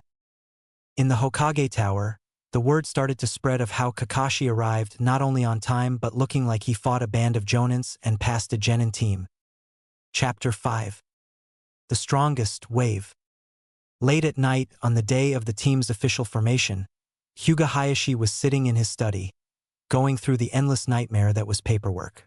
How he cursed the work. He was a shinobi, not some secretary to be spending days and nights at his desk. Oh, how he wished to return back to active duty, to at least get a good reason to take a break. His prayers seemed to have been fulfilled as there was a knock on his doors. For a moment he wondered who it might be. After all, everyone knew not to disturb him while he was working. He silently once again cursed Minato for not sharing his secret and for making a short work of the paperwork. The Hyuga clan head cleared his throat and ordered whoever was in front of his study to enter. It was followed by the sound of the door sliding to the side and, to Hayashi's surprise, his heir was standing there with a troubled expression. It was highly unusual for Hinata to express emotions outwards, something Hayashi was still blaming himself for. As a clan head, he was proud of how she carried herself with pride and elegance befitting of her position. But as a father, it hurt him to see his firstborn daughter like this. That is something that came with the position of a clan head. He had to put the clan first and sometimes even go against his own wishes. "Father," the young heir greeted as she sat down in front of Hayashi with a small bow. "Hinata, what's the matter? You should be resting." There was a short silence and the girl looked even more confused. Now that piqued the Hyuga clan head's interest. While Hinata would sometimes break her facade in front of him and Hanabi, it was rare for her to have problems saying her thoughts to him. "I met my team today. I am aware. I am also aware that you passed. Is it about your sensei? While Kakashi-san's tardiness might seem problematic, I can assure you he is one of the best jonin in Konoha, even in the elemental nations. No, it's not about Kakashi-sensei. It's about one of my teammates, Uzumaki Naruto." Hinata looked at her father with a quizzical expression when the man sighed and leaned back in his chair. "He declared himself as the mighties?" the man asked, massaging his temples. The young Hyuga girl was slightly surprised that her father would react this way since it was one of the few rare times she had seen him show such an outward reaction. "The strongest." "Ah, yes, the boy wonder likes his titles," the man said dryly. "Am I to assume you wish to know more about him, as well as why the knowledge about his strength is not well known in the village?" Hinata nodded silently, making Hayashi arrange his thoughts for a moment in silence before he began to speak again. "Very well. Make yourself comfortable. There is more to the boy than it seems."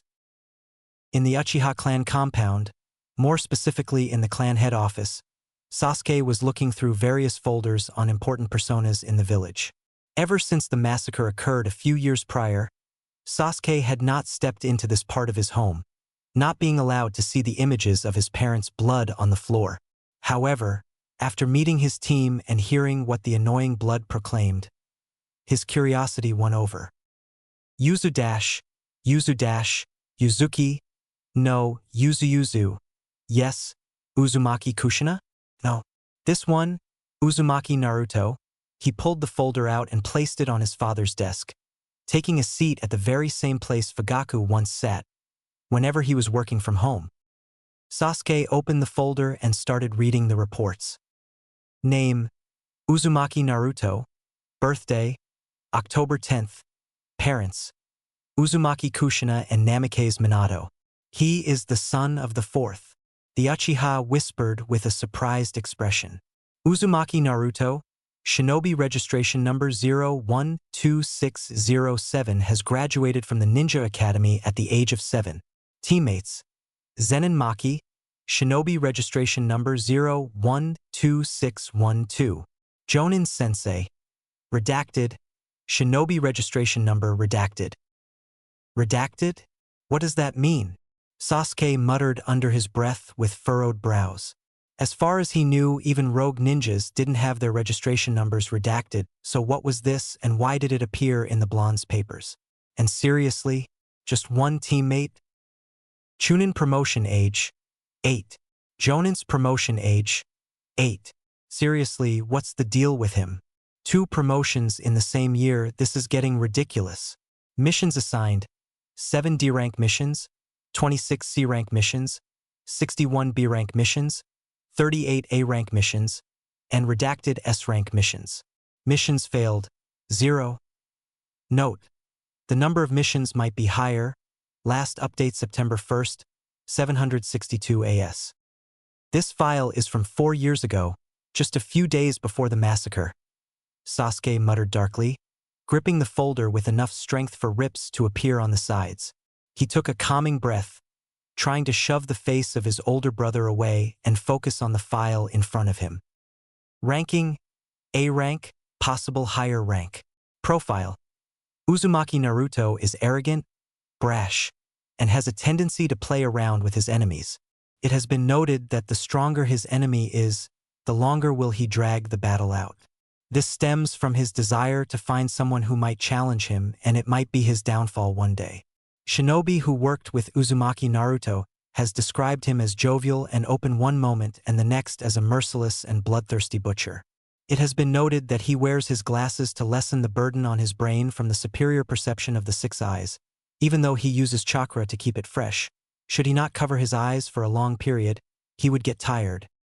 Naruto's first show of his bloodlines happened when he was 4, and already then, the council and the Hokage knew that the blonde's identity had to be concealed to avoid any potential assassinations.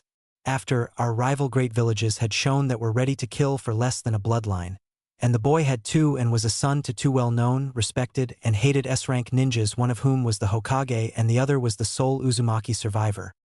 Even so, the boy rose through the ranks quickly and soon his name was out in the open. The Hokage ran damage control and restricted the knowledge about him to Jonin and above, but even now, we are unsure if any of the other villages are aware of his full identity. It is not impossible, but the chances are low since the boy has been in ANBU for the past couple of years and the last year. He mostly did stealth, with reconnaissance and intel gathering missions, staying off the radar. So, why is he in our team as a genin? Hinata asked, not understanding why someone like him was on the team. Hayashi sighed and looked at her for a few moments before deciding to tell her the truth. He has been assigned to your team as a precaution. Both you and the Uchiha are important to the village, and the council decided to push their agenda to make sure nothing happens to you too. I see. It troubled and angered her even that the council had deemed her weak enough to place an ANBU on her team. What is his position in the village? That's difficult to say, for he is not a clan head. For the Uzumaki clan never had a seat on the council. But the higher-ups know his value very much the same way they do with the 3 Sanins, so I would say he is in the same position as them. While he has no formal influence in the village, most experienced shinobi would follow his orders, while the council values his opinion and often takes them into consideration.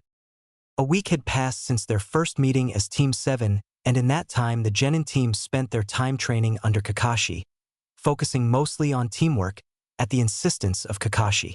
The genin were less than pleased by the development, Hinata and Sasuke wishing for more advanced training, while Naruto was annoyed and refused to take the training seriously. When not training, the team was doing D-ranks, at least 2 a day. The silver-haired Jonin said it was to build their teamwork even more, but honestly, he forced them to do this merely to see them suffer the nightmare that were the D-ranks, especially Naruto, who despised them. Good job on another D-rank, well done again, Hiruzen said with a smile, seeing the members of Team 7 in his office. Both Hinata and Sasuke had scratches and cuts on their bodies, while Naruto was holding a fat orange cat. Can I kill this cat now? Naruto asked with narrowed eyes, looking at the scared feline, while the other 2 members of his team were glaring bloody daggers at it. While he was not hurt by the demon cat, his pride was hurt, because Naruto, using everything at his disposal, took 2 hours to catch the cat. Worst of all, at one point, the orange cat ran into the city, where many of Jonins and ANBU saw the blonde struggling to catch it, before bursting out laughing, the ones knowing him more than others. Now, Naruto, you can't kill someone your mission told you to catch, Kakashi berated with a gleeful smile under his mask. How great it was to see the blonde being put in such a humiliating position after everything he put him through. After their first day as a team, Naruto decided it was high time for the silver-haired Jonin to stop lazying around and forced him to spar and train with him in the evenings. Each day after that ended with bruises and sores for Kakashi, and while he wanted to tell Naruto to leave him alone, for the training was cutting down his Ika time, he knew that the blonde wouldn't listen to him and put him through an even more rigorous training regime. It made Jonin wonder if this was payback from the blonde for the hellish training he put him through when Naruto first joined ANBU. By the time Kakashi came back to the conversation in the Hokage office, he heard his team trying to persuade Sandaime to give them a C rank, as if the Hokage would let them take such a mission only after a week of being a team. We need more real experience. It is important to see the outside world when it is still relatively safe for us. I'm the strongest, don't worry about it, Kakashi had a sinking feeling in his gut when he saw the Sandame sigh. No way, right? Sarutobi wouldn't cave in this easily. That's impossible. These thoughts left his head when he saw the old man reach for the scrolls labeled as C and throw one at him. No way, the silver-haired Jonin muttered with a shadowed face. What is it, Kakashi? Nothing at all. Everything is perfect, the Jonin muttered, unrolling the scroll and reading the mission details, while the Hokage told the general gist of the mission to the three genin. Your mission will be to escort Master Bridge Builder Tazuna back to his home and protect him until he finishes building his bridge. Please let Tazuna in, the old man said to his secretary, and a few moments later an old man, wearing a sleeveless shirt and a conical hat, entered the office. This is the shinobi protection I am paying you big buck for? One of them doesn't even look like a ninja. The man raged, his breath stinking of cheap alcohol. I can assure you, Mr. Tazuna, that this is the best protection available in the village. I hope you are right. There is nothing to worry about. My name is Hatake Kakashi, the Jonin of Team 7. I can say with full confidence that bandits and missing Nin will not be a problem, Kakashi said with an eye smile, noticing how tense the old man got when he mentioned the latter. Together with the information given to him in the mission scroll, it made Kakashi wary of what opposition they might encounter. All right, team, go home and prepare for the mission. We will meet tomorrow at 8 in the morning at the main gate. Don't be late. The next day, after they set out of Konoha and headed for Wave Country, Tazuna's home, they got ambushed by two Chunin-level missing Nins. After making a quick work of them and interrogating the bridge builder as to why they were after his head, they got the full story. Apparently, a tyrant businessman took over the country, gaining a monopoly on their fishing and export business, before draining the country dry. Since then, Tazuna tried to build a bridge to connect the island to the Fire Country mainland, to free his people from Gato's hold. It took Team 7 but a few moments to decide to continue their mission, all of them having their own reasons. For the Uchiha, it was because the mission would prove to him how strong he really was and show him he was making progress toward reaching Itachi. Hinata, on the other hand, couldn't care less about the peoples of Waveplight, but the Hyuga clan's name was on the line.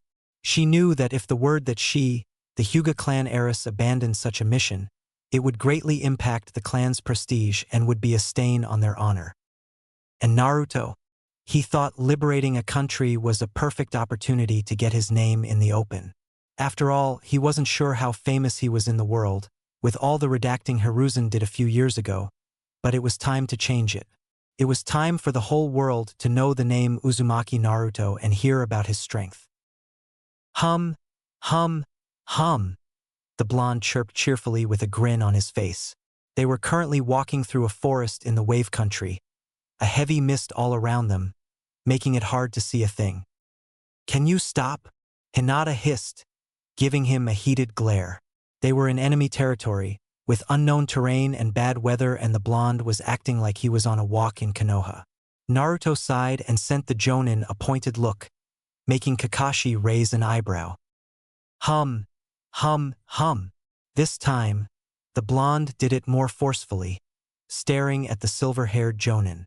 At first, Kakashi wasn't sure what Naruto wanted from him before old memories of Anbu kicked in and his eyes widened. Humming means we are being followed. It took Kakashi this long to think about this because Naruto wasn't a sensor and the fog made it impossible to see far. But then it hit him, for the blonde, the mist was not an inconvenience. His 6 eyes allowed him to see just as well as usual, even in those conditions. Just then, a quiet whistling registered in Jonin's head. On pure reflexes gained through years of fighting and training, he jumped to the ground, pulling Tazuna with himself. Down! Hinata and Sasuke quickly followed his orders and ducked, just in time as a large sword zipped past their heads. Naruto raised an eyebrow when the sword came barreling into him, before reaching out and catching it by the handle. To the blonde's surprise, the strength behind the throw pushed him slightly back, something that happened rarely. Heh! Naruto smirked and turned towards the lake in front of them, on which stood a shirtless man. As the mist started to disperse and the other members of Team 7 stood up, Naruto saw the shock of their attacker at the sight of Naruto casually holding the sword in one hand. "Nice sword," the blonde genin complimented at the stumped assassin. "Momchi Zabuza, a ranked missing nin from Kiri," the silver-haired jonin said, recognizing their attacker from his characteristic lack of shirt, short, black hair, and bandaged face. Getting over his shock, Zabuza tried to play it off cool, crossing his hands and staring at them with a cold look. "Kakashi of the Sharingan, two brats, and—" He left the question open, making the blonde happily introduce himself, while his teammates bristled in anger at being so easily dismissed. "Uzumaki Naruto," the blonde said with a wave, making the missing nin narrow his eyes, before turning to the jonin. "We are both busy people, Kakashi, so let's not get in one other way. Hand over the old man and I will let you and your team leave." Kakashi sighed and shrugged. "Sorry, can't abandon our client." "A shame, then I guess I can't let you leave here alive," Zabuza said, killing intent rising, before turning to the blonde. "Mind giving me my sword back?" Naruto shrugged, throwing the sword to the missing nin, making his sensei groan in annoyance, while his teammates and client cried out in outrage. "Huh, didn't expect that. Oh well, your funeral." "Alright, Kakashi, time to see if you got any better. Chop chop, off you go," Naruto stated, making the jonin sweat drop, before he turned serious and lifted his headband, revealing a Sharingan. "Ho, the famous Sharingan right off the bat? You honor me." Soon, a short fight between the two jonin ensued. At first, it looked like Kakashi had the upper hand, at least until he got knocked onto the river, where Zabuza trapped him in a water prison. "Now, onto the brats," Zabuza said, creating 3 water clones, which stalked toward the genin.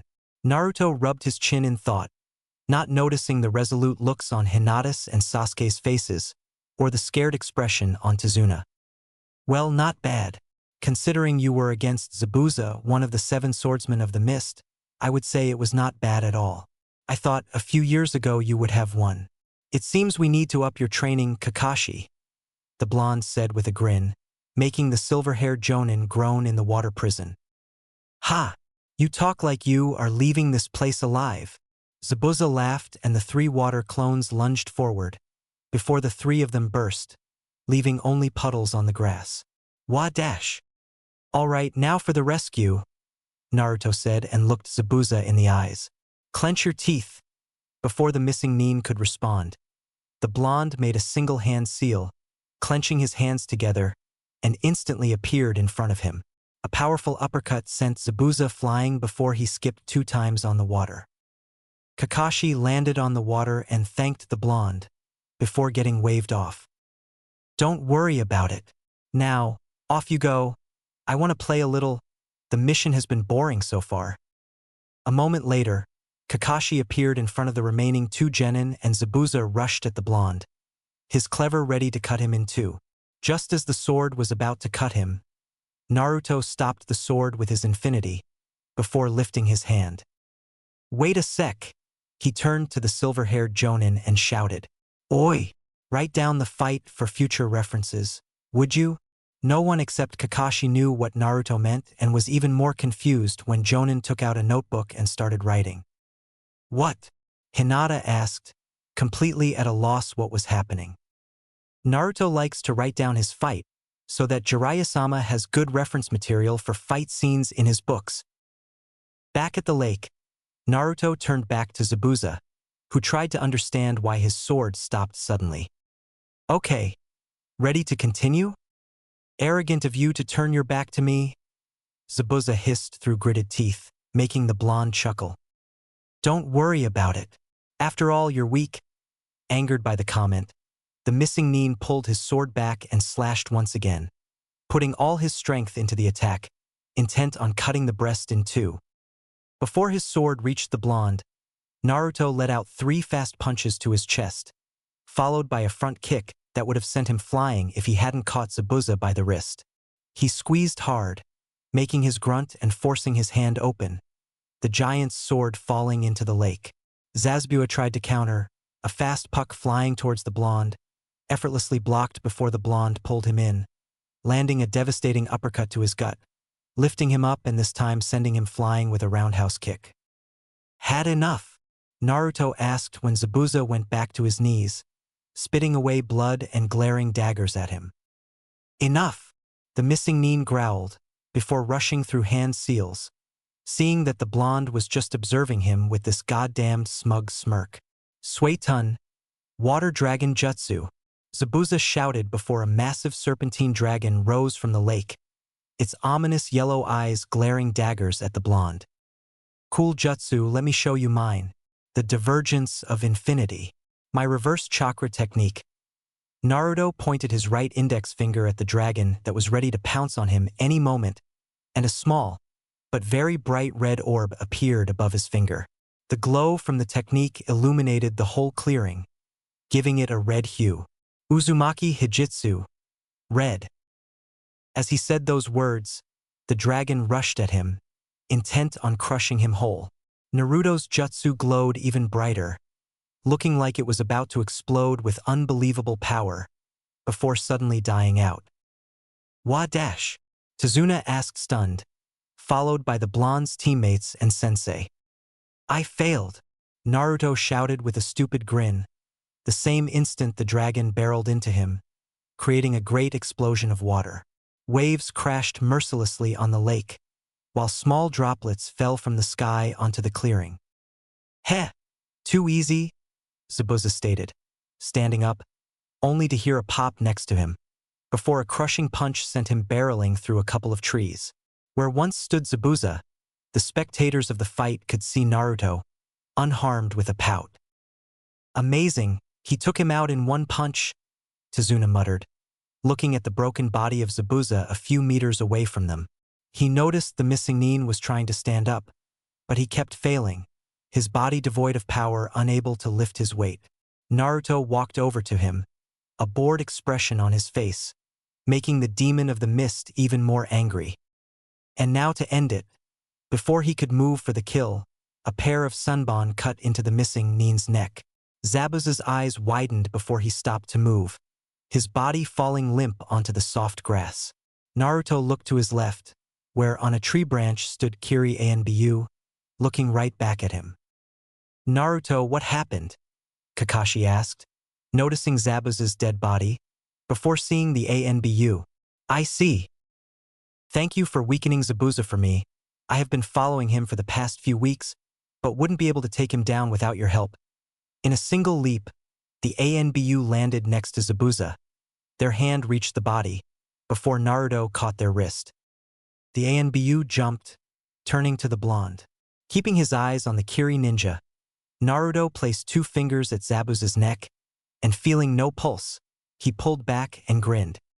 No problem, Anbu-chan, the blonde said with a wink, startling the Kiri nin, who nodded uncertainly before picking up the body and vanishing without another word. Glad that's over, Tazuna said, releasing a sigh of relief. What do you mean? It's just staring, the blonde ninja answered with a grin. What? Sasuke looked at his teammate with a skeptical look. Well, the Anbu was working for Zabuza, that's obvious. How can you be so sure? This time it was the unconvinced Hinata who asked. If she was a real Kiri Anbu, she would have cut off his head and burned the body. Then why did you let her leave? A horrified Tazuna shouted, a look of despair on his face. Kakashi sighed at the grinning face of the blonde and hid his Sharingan. That's obvious next time they are fighting. After all, they need to pull their weight, Naruto stated, pointing at his teammates and shocking them. Besides, it's more fun this way. Don't worry, as long as I am around, nothing will happen to you. I am Dash. The strongest. His team supplied as one in a dry voice, causing the blonde to laugh and grin. Ding ding ding. Correct. All right, if that's settled, let's keep going. How far is your house, Mr. Tazuna? Kakashi asked, pulling out his Ika Ika. He was convinced the danger had passed for now, so it was all right to relax. About 15 minutes of walk. Then let's go. As they walked towards the bridge builder's house and village, Hinata looked at the blonde with a curious expression. How did you know the ANBU was a girl? The heiress asked, for she was unable to tell their gender. The clothes the ANBU wore weren't revealing a lot, making it difficult to make a deduced guess even for her. HM? That's easy. It's thanks to my third bloodline limit. What? Sasuke asked with wide eyes, making Kakashi smirk under his mask. Yup, I can tell whenever a cute girl is around without a fail, the blonde explained with a massive grin.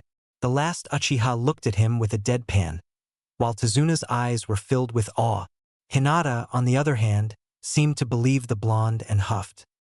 That could have been me, she said with a proud voice. Haha, good one. The blonde burst out laughing, only to get a jukin to his shoulder from the furious female. And what do you mean by that?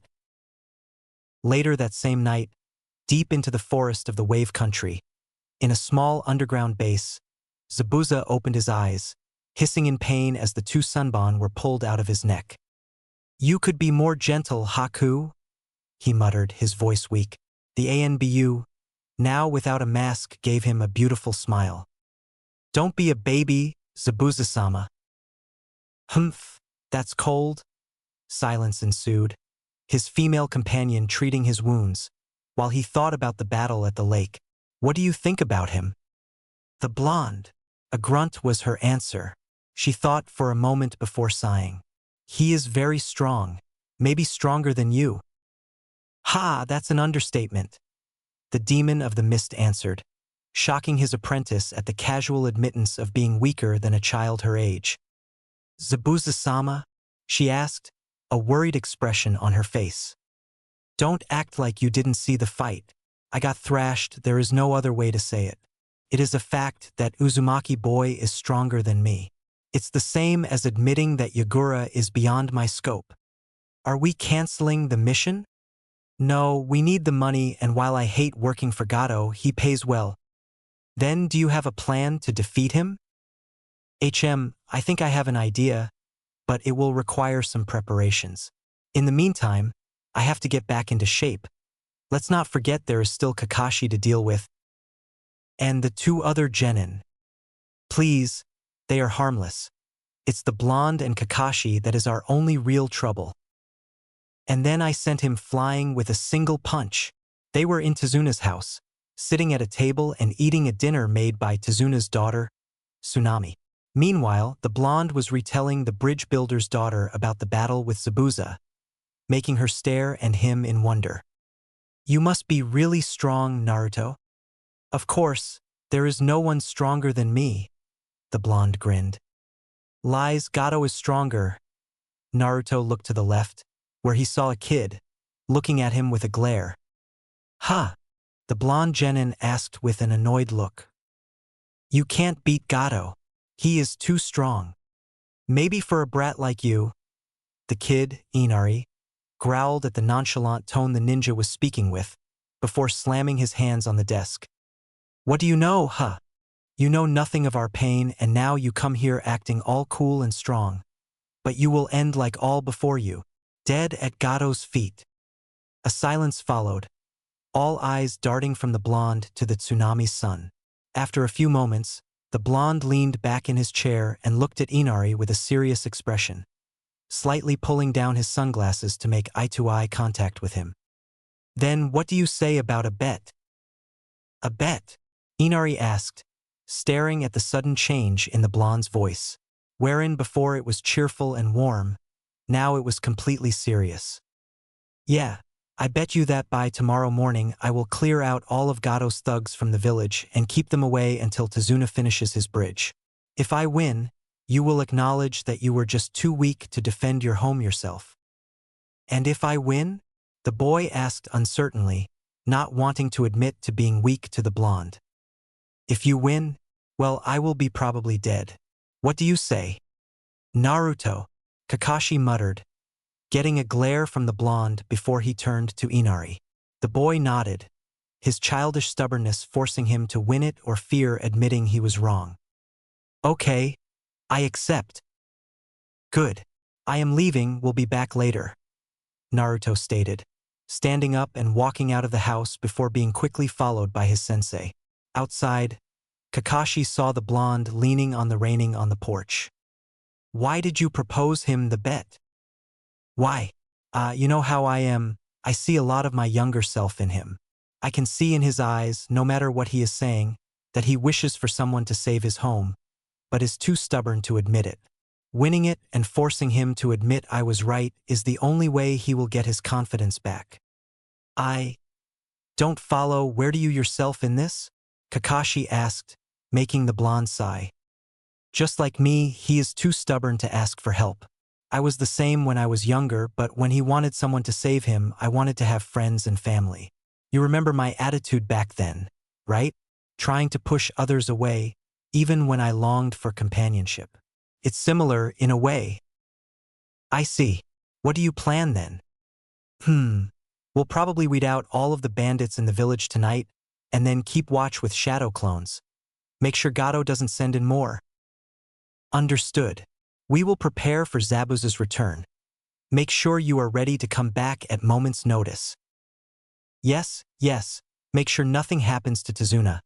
I have no intentions of breaking my perfect mission track with a failed C-ranked mission. Without another word, the blonde walked away into the forest, heading for the town. Kakashi watched him go with a frown, before walking back into the house, already thinking of a training regime for his other two genin. Haku yawned, bending down to pick herbs for Zabuza's treatment in the forest. It was early in the morning when she decided to depart, leaving their hideout once her master woke up, to not leave him in a vulnerable position. It was a beautiful day, she noted. The warm rays of the morning sun made the forest look wonderful. The soft blowing of wind was not too cold or too warm. The delightful chirping of a bird, high in the trees, and the light snoring of someone really made it an enchanting moment. She closed her eyes, enjoying the tranquil moments, her sleepy mind ready to fall asleep on the soft grass underfoot. Wait, snoring? Her eyes shot open, muscles tensing. All drowsiness quickly left her body when she saw the blonde Konoha genin from yesterday sleeping peacefully under a tree. Haku swallowed, quickly fishing out a single senbon from her wooden basket before she hid it back. The blonde didn't seem to have sensed her in any way, and throwing a weapon could potentially wake him up. She bit her lip before slowly stalking towards him, her feet practically gliding on the grass, not making a single sound, just like she practiced for years. A single slender arm reached for Naruto's throat, and just as she was to grab it, she released a soundless sigh and shook his shoulder. What am I doing? He is the one who put Zabuza-sama in such a condition. I should kill him now and save us trouble later. Even while she berated herself, deep down she knew she wasn't heartless enough to kill someone, especially in their sleep. Ha! A drowsy voice muttered before the blonde yawned loudly and sat up, wiping his eyes. Naruto looked up, curious as to who woke him, and his eyes widened at the beauty in front of him. Long, silky black hair, framing a most beautiful face with kind, brown eyes filled his vision. Pale, unblemished skin, soft lips, and a warm smile, with an amused twinkle in her eyes. She wore a sleeveless pink kimono with a black choker around her neck and wooden sandals. Am I in heaven? The blonde asked with a small smile. Haku blushed and pulled back. No, still in wave country. Why were you sleeping out here? Zabuza's apprentice quickly changed the topic, watching as the blonde stood up and stretched his back. Decided to spend some time in the nature, Naruto answered with a grin, before looking at her basket. What are you collecting? Herbs for my friend, he fell ill. Need some help? I would appreciate it. The two spent some time collecting herbs and making some small talk along the way. They didn't talk about anything in particular, merely about some of their hobbies, interests, and homes. So, how is Zabuza? Naruto asked, putting another few plants in the basket. Could be worse? Haku hummed before her eyes widened and she jumped back, pulling out a sunbon from the basket.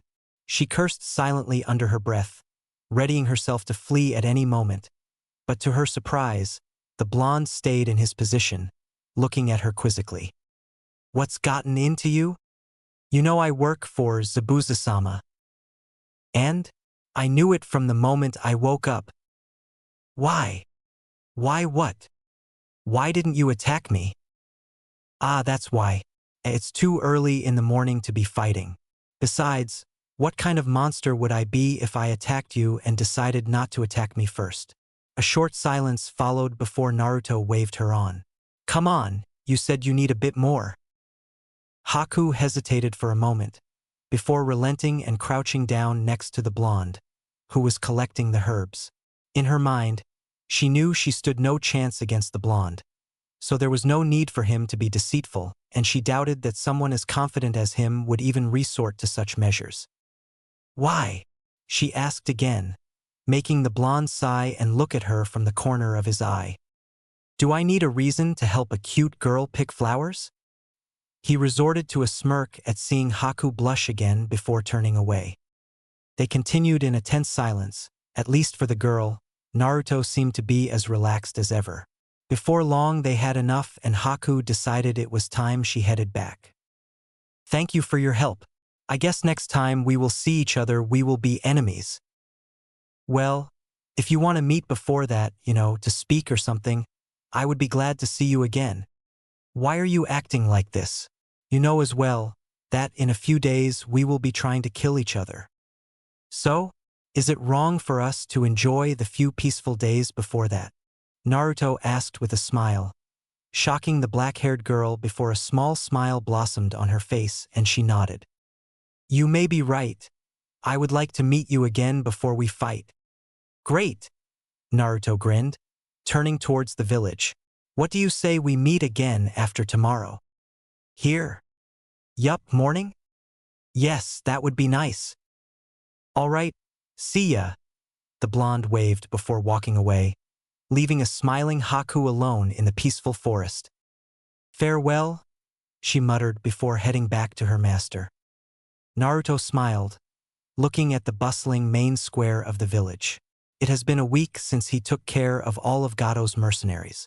In time, the people of Wave started living in peace once again, and after telling them they didn't have to pay any taxes for Gato, assuring them that he would protect them, they were able to enjoy their lives again. Gato tried to reclaim his territory a few times, sending more and more mercenaries, but after none of them came back, the man stopped. Naruto wondered if the man was readying an all-out attack, or if he was waiting for Zabuza to finish the job, but whichever it was, the people of Wave could breathe a sigh of relief for now.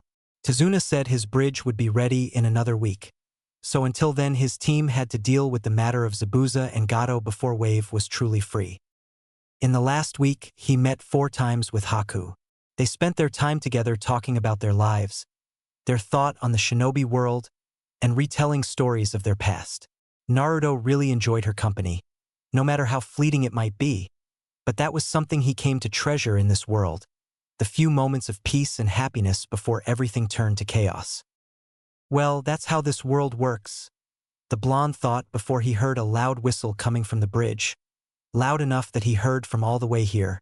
"I guess it's starting, no point in wasting time." Naruto stood up from the roof he was sitting on, creating a single shadow clone in case something happened here, and with a single hand seal, vanished. Kakashi whistled, using chakra to enhance the loudness of it, to make sure the blonde heard it. Team 7 and Tazuna arrived at the bridge a few minutes ago, seeing all the construction workers who helped the bridge builder lying unconscious on the ground before a thick mist entered the area. "Get ready," Kakashi ordered, his Sharingan already out, trying to pierce the chakra-filled mist. Hinata turned on her Byakugan and Sasuke took out a pair of kunai. "Where is the blonde brat?" Zabuza's rough voice echoed through the mist, before it dispersed slightly, showing him and the fake Anbu standing some distance away. "Here," Naruto's voice rang loud, confusing all of them when they didn't see him. "Up here." They all lifted their gazes, and to their shock and amazement the blonde was levitating in the air, hand in his pockets and his usual smirk plastered on his face. "Humph, good. It would have been a waste to bring our guest here if you ran away." Zabuza said with a savage grin under his bandages, making the blonde raise an eyebrow. What? A chilling laughter and massive killing intent filled the area. Hinata and Sasuke froze. Tazuna fainted and Kakashi had to steel himself not to fall prey to it. Who is this? Kakashi thought in shock as a third figure started to emerge from the mist, on the side of Zabuza. That's the brat that kicked your ass? The man, or was it a shark, laughed loudly, before a massive bandaged sword hit the bridge. Eh? You've brought a fish to a fight? Naruto asked, making the shark man grin, his bloodlust filling the area. I am Hashigaki Kisame, brat. Ho? An S-ranked missing nin from Kiri? Heh, not bad. Name's Uzumaki Naruto. The blonde turned to Kakashi, and seeing the state of his team, he knew they would be handicapped fighting in the same place Kisame was. Oi, Kakashi. Leave him to me. You take care of Zabuza and the cute NBU. All right, watch out. Kakashi didn't want Naruto to fight Kisame alone, but he knew that the blonde was the only one who would be able to fight him. Even as it pained him, the silver-haired Jonin had to admit that he would only get in the way of their fight. Don't worry, I will be back shortly, Naruto smirked, appearing in front of the S-ranked missing nin before placing a hand on the shark man's shoulder, and both vanished. No matter how strong the brat might be, he had no chance against Kisame. You should focus on your own fight, Zabuza. Hinata, Sasuke. Take care of the fake ANBU. They appeared in the forest where he met Haku for the first time, and before Kisame could gather his thoughts on what happened, Naruto sent him flying with a kick, 3 trees broken. Not bad, brat. I see how you could have beaten Zabuza, but this will not be enough against me. Heh, hopefully. I heard you were strong, so don't disappoint me. Kisame rushed in, swinging his sword horizontally. Naruto ducked, launching a punch to Kisame's chest, which was blocked, before the blonde shot out a kick to the missing nin's head. That was dodged. Kisame countered with a haymaker on his own, followed by 2 jabs and a powerful frontal kick, all of which were blocked before the blonde caught his leg and threw him in the air. Naruto jumped behind the man, trying to grab his black cloak and throw him to the ground, but Kisame slapped the arm away and spun in the air, delivering a powerful falling kick to the blonde. Naruto smirked when the kick stopped, before grabbing his opponent's leg and throwing him back first into the ground. The shark-looking man hit the ground hard, a small hole appearing under him, and dust flew in all directions. But unlike many, that didn't stop him. He quickly jumped up to his legs and cut with his sword high, trying to catch the blonde in the air. Naruto smirked and didn't block, instead spun in the air, launching a powerful kick at the missing nin, knowing his infinity would stop the attack. Ga? Naruto grunted and flew away, his chest bloodied and shredded. He crashed into a tree and slowly raised back, glaring at the missing nin. How? He asked, seeing that the wound was not too deep, but was bleeding quickly. Kisame cackled madly and the bandages around his sword fell down, revealing a scaly-looking weapon. When I heard your name from Zabuza, I knew the mission would be easy. After all, this sword, my Samahata, was the perfect tool for killing Uzumaki, giving its previous name the Whirlpool Killer. The missing nin laughed loudly, before preparing to continue the fight. Samahata? Damn it, that's bad. He knew of the properties of the sword. After all, it was one of the few weapons that could counter his infinity. Lucky hit. Naruto stood up and pointed his right hand at Kisame. Uzumaki Hijitsu blew. Instantly, the earth around the missing nin shot towards Kisame, trying to crush him. Kisame smirked and swung his sword, blasting the earth away before dashing to the left. Tch, he's fast. Naruto notices and jumps to the left when Samahata crashes into the ground, before his hand shoots out, sending Kisame flying. He pointed his hand again and his chakra flared. Blue! Kisame stopped midair before he shot towards the blonde. He enhanced his fist with Limitless and punched him in the chest, drilling him into the ground. GCK! Kisame grunted, blood flying from his mouth, feeling several of his ribs breaking, before the blonde lifted him up and delivered a crushing combo to him. 2 jabs, a haymaker, an uppercut, another 3 jabs finished with a spinning kick. Kisame flew away, his body hitting the ground. Naruto hot on his heels, ready to finish the mezzanine off. "You fell for it." Kisame laughed and slashed at the blonde. Blood gushed out as his whole chest got ripped to ribbons. The blonde tried to jump back in panic, only to be blindsided by the devastating punches from the fishman. His head pounded, his chest burned like never before, and the pain was unbearable, clouding his mind.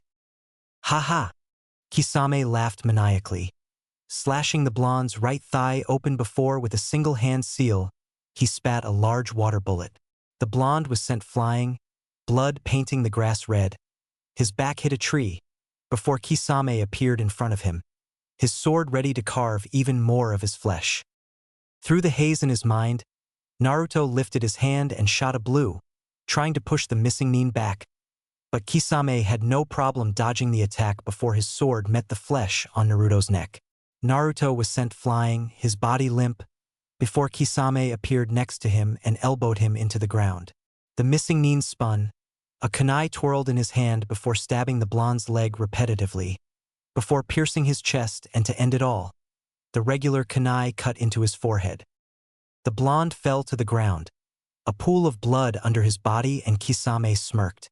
Another shinobi added to his kill count. How he loved the feeling, especially when they were special and this one counted among them. "In the end, you were nothing more than another arrogant brat." Kisame turned and started a leisurely walk towards the bridge, not like he was contracted to do anything else. Pain-sama will be pleased at the amount of money he will bring back. He would need to contact his leader and Gato for future contracts. The slimy man knew how to pay for professionals. Back at the bridge, the battle between Zabuza and Team 7 was still going fiercely. It had been around 30 minutes since Naruto departed to fight Kisame, and the silver-haired Jonin was still tied in his fight. Zabuza decided to stretch the fight as long as possible, not wanting to make a single mistake. His plan was to tire Kakashi out before going in for the kill, to make absolutely certain that the copy ninja wouldn't pull out any surprises. His tactic, to Kakashi's dismay, was proving to be successful so far, as the Konoha Jonin was starting to lose ground. He looked to his right, where inside a dome of ice mirrors his 2 genin were pushed on the defense. Thanks to Hinata's Byakugan and Sasuke's newly awakened Sharingan, these 2 were able to hold their ground so far, but it was a matter of time before the fake ANBU would tire them out and come out on top. "Where are you, Naruto?" Kakashi thought, and was forced to dodge, or else get cut in half by the massive Kubikurabocho. Just then, almost like his prayers had been answered, another presence appeared on the bridge. "Finally, took you long enough," the silver-haired Jonin thought with a smirk, only to get a sinking feeling in his gut when the mist started to clear out. There stood a man, but it was not the blonde from his team, but Kisame, grinning and bloodied, but not as much as his sword. Just then, Sasuke and Hinata found an opening and were able to escape the mirrors, thanks to the Uchiha's great usage of Katan Justu to cause a distraction for the fake ANBU. Team 7 regrouped near Tazuna, who by now was kneeling on the bridge behind a set of metal bars. Kakashi looked around and asked how his genin was holding out. "I can still go on," Hinata answered, but the Jonin saw that her chakra reservoir was slowly diminishing, among many cuts on her body. "Same," Sasuke's ragged voice claimed. The raven-haired boy had even less chakra left than his Hyuga teammate, but his body was less injured. "Why are you here?"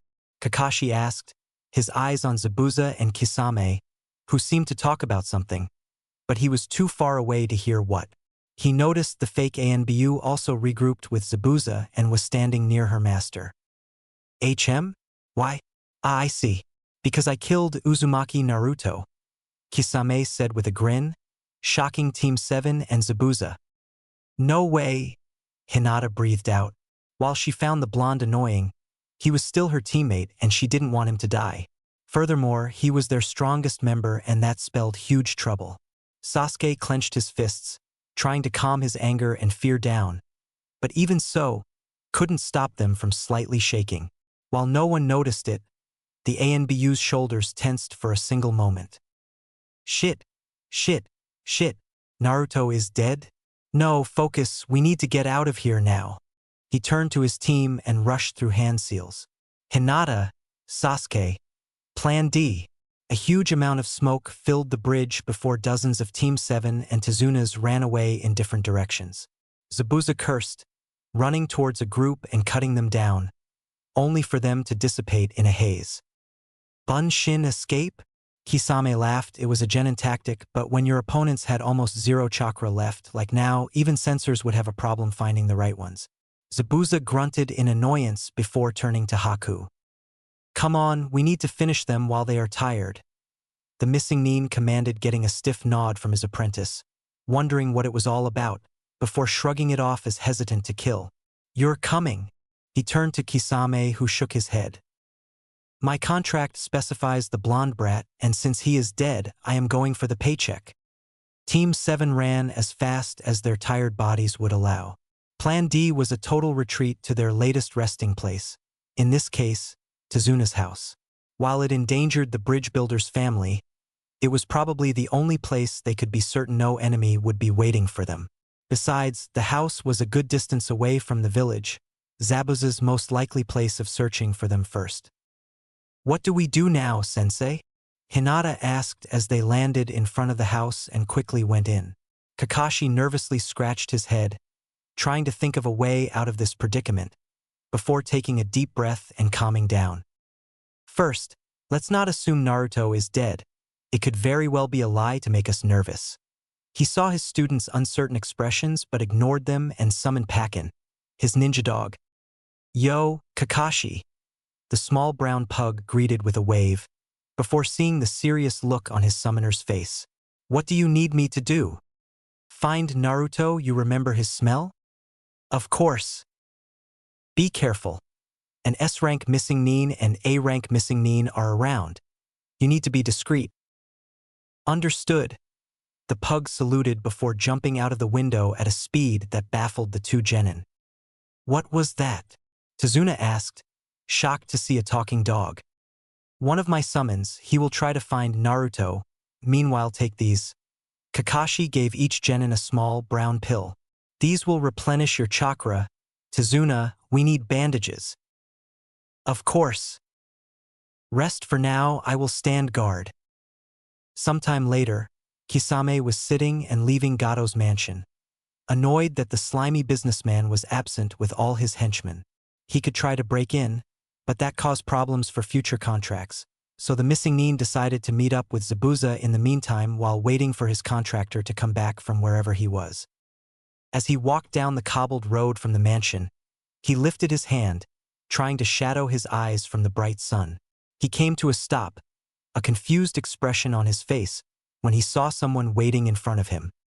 Hey, it's been a while, Naruto said with a smile, his right eye covered by his messy hair, his glasses nowhere to be found. Kisame looked at the blonde with disbelief, not sure if he was seeing things. For real? For real, real? The blonde lifted the hair from his forehead, showing the place that was pierced by a kunai. Kisame saw a small cave-in in the place, but there was no wound to be found anymore. I am alive and kicking, Naruto said, his voice filled with excitement. Reverse chakra technique? Bingo! I knew you would know about it, the blonde confirmed, tapping his forehead with his thumb. When you ripped my throat wide open, I gave up on counterattacking and poured all my focus into the reverse chakra technique. Chakra is created when you mix two different energies into one. While it can enhance the body and speed up the healing process, there are limits to how much it can do. So you divide that chakra into its base energies and force them to work separately at the same time, creating negative chakra in your body. That's the reverse chakra technique, Naruto explained, a mad grin on his face. Easier said than done. I hadn't been able to do so up until now myself. And I couldn't understand anything the scrolls about it said. He's babbling on and on, Kisame thought, his eyes narrowed on the blonde. He's high. The missing Nin looked at the blonde Uzumaki, who was grinning madly at the sky, his arms spread out at his side, while his blue eyes sparkled with insanity. But I finally grasped it on the verge of death. The true essence of chakra. The reason you are going to lose is because you didn't chop my head off and because you didn't use that sword of yours when you stabbed my head. That sword can't stab, Kisame thought with a small smile before taking it off his back. I am going to lose? Our fight is just getting started. What? Is that right? Maybe you're right. You're so right. Kisame rushed in and slashed down, and Naruto sidestepped the attack effortlessly. The missing Nin reversed the grip on the sword and slashed back, sending gusts of wind behind the attack, only to hit the air. He looked over his shoulder with a surprised look, seeing the blonde levitating upside down, 2 fingers lifted up and a small, red orb shining bright at their tips. The whole place was lit up in crimson light as Naruto smiled thinly. Uzumaki Hijitsu. Red. These words felt so right in his mouth, filling him with ecstasy. Kisame tried to block the attack with Samahata, hoping to disperse the technique as the red hit his sword. It soon was clear that Samahata was too slow at eating the chakra and Kisame was sent flying at Gato's mansion. The shark man grinned from his downed position, holding his aching stomach while a cut on his forehead opened, blood flowing down his face. He watched the blonde with the excitement of a worthy opponent. Naruto was levitating, his hands spread out, his back facing the earth, a blissful smile on his face. Monster, Kisame muttered and raised his legs, before stretching his back. No bones are broken. The previous damage dealt long ago by Samahata. So that was the Uzumaki's red. Huh? He poured the limitless technique with negative chakra created by the reverse chakra technique. 1. The power to stop. The neutral application of limitless infinity. 2. The power to attract. The amplified application of the limitless technique blue. And 3. The power to repel. The reversal of bloodline limit red. All things I can handle, Kisame thought with a smirk, just as Samahata merged with him, granting him its ability to suck out chakra. Something's off, Kisame thought, watching the blonde levitate as he finished the merging process. Naruto suddenly looked like him, looking almost like he forgot Kisame was around. Their eyes met and the missing Nin's smirk vanished. Something's off. No, this is fine. His smirk returned and the man-beast prepared to attack. I will kill you.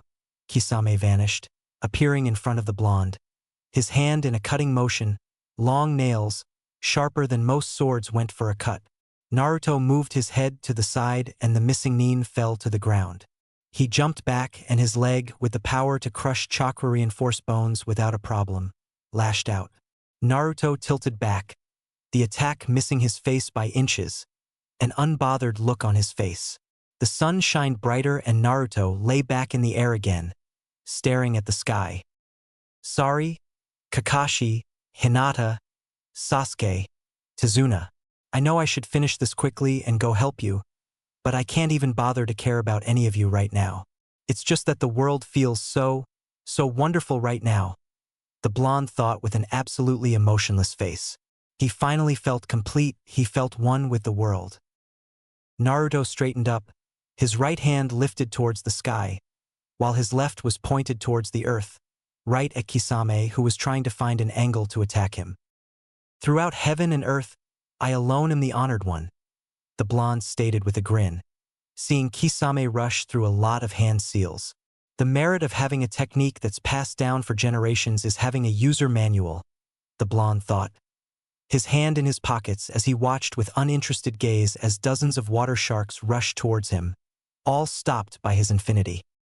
The demerit is that information about the technique is easily leaked. You were a member of the 7 Miss Swordsmen, all trained to fight against the Uzumaki, Kiri's biggest rival. That's why you were certain your sword could pierce my infinity. However, even in the Uzumaki clan dash, he put his right fingers in a completely new sign, making a loop with his thumb and index finger. Only a scant few knew about this. He pointed his right hand in Kisame's direction. Take the amplified and the reversal, then smashed together those two different expressions of infinity to create and push out imaginary mass. In the space where his index finger and thumb met, a small, purple orb appeared, bathing the area in a dark purple color. Kisame was a few meters away from him, jumping towards the blonde with the intent to finish him off. Uzumaki Hijitsu, hollow purple. There was a purple flash, the sound of a building collapsing and the ground being shredded asunder. Naruto looked at the damage with a small smile before the cloud of dust cleared and he came down to the ground, next to an injured Kisame. I knew something was wrong. I had this feeling years ago when I first joined the Kiri ranks. Back then, I was defeated too by an Uzumaki. It all comes around. I had lost to an Uzumaki the first time I ventured out of the village, and my last mission ended with an Uzumaki standing above my corpse. Naruto looked dispassionately at what remained of Kisame. The shark man had a huge hole in his chest and abdomen and was missing his right hand. The sword, still merged with him, died the same moment he did, confirmed by the glassy look in the missing Nin's eyes. Kakashi huffed and dodged another attempt on his life by Zabuza, throwing the last of his kunai at the missing Nin. Sometime after they arrived at Tezuna's house, the demon of the mist, together with his fake ANBU, found them and attacked them without any remorse. Luckily, Team 7 had a few minutes of rest, where they could replenish their chakra some and loosen their muscles. Another fortunate fact was that Kisame was nowhere to be seen, keeping the fight a 3-on-2. But even so, the small injuries and exhaustion from the bridge and carried over to this fight, giving Zabuza the edge. What's wrong, Kakashi? Can't defeat me without the blonde brat. The silver-haired Jonin clenched his teeth, unable to pinpoint where the voice came from before substituting with a log that was cut in two in moments. There was a strategy Kakashi could use, but it would leave him even more injured, to the point where should Kisame come to finish them, he wouldn't last even a moment. Sasuke! The Jonin looked to his left, hearing Hinata's distressed shout, only to see the Uchiha fall to the ground, two sunbon in his neck. You bastard! In the heat of the battle, Hinata's emotionless mask slipped and she glared at the fake Anbu, before running in. You're getting sloppy, Kakashi. Zabuza appeared in front of the silver-haired Jonin, his sword once again ready to cut his opponent in half. Kakashi jumped back out of reflex, saving his life. Damn it! He clenched his stomach, where the sword cut through his Jonin vest, drawing blood. It's not too deep. Well, I guess it's time to finish this. Kakashi threw a smoke bomb, cowering the area in thick smoke, thicker than the mist surrounding them, before rushing through hand seals and hitting the ground. Summoning Jutsu. Hinata rushed in, her previous defensive fighting style forgotten. She enhanced her body with chakra, trying to muster all the speed she could in hopes of getting a hit against the black-haired ANBU. However, no matter how fast she went, her opponent was just too damn fast.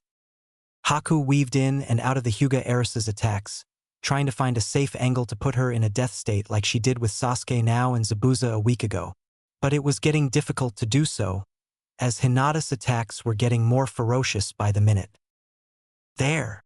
Haku ducked under a palm strike aimed at her chest, diving towards the ground and touching Hinata's legs. Instantly, the ice started to form around the Hyuga girl's limbs, immobilizing her, and Haku pounced.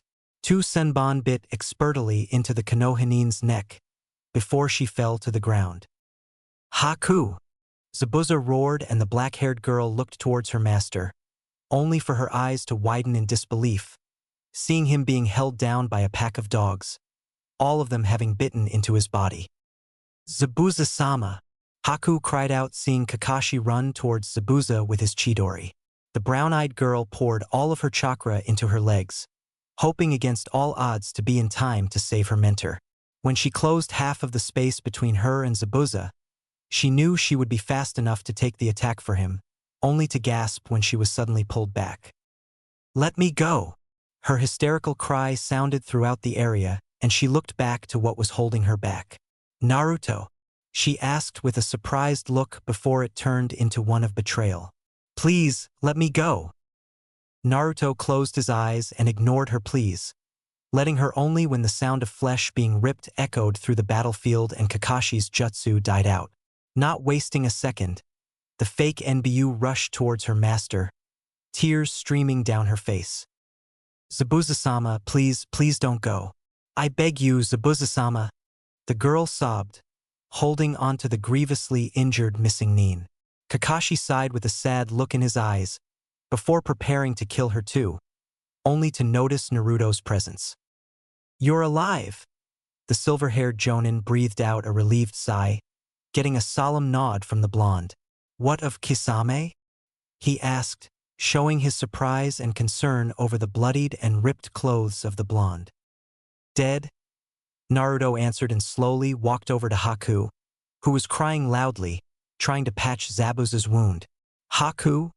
The blonde placed a hand on the girl's shoulder, only for it to be slapped away as she glared at him, her once kind eyes filled with hatred.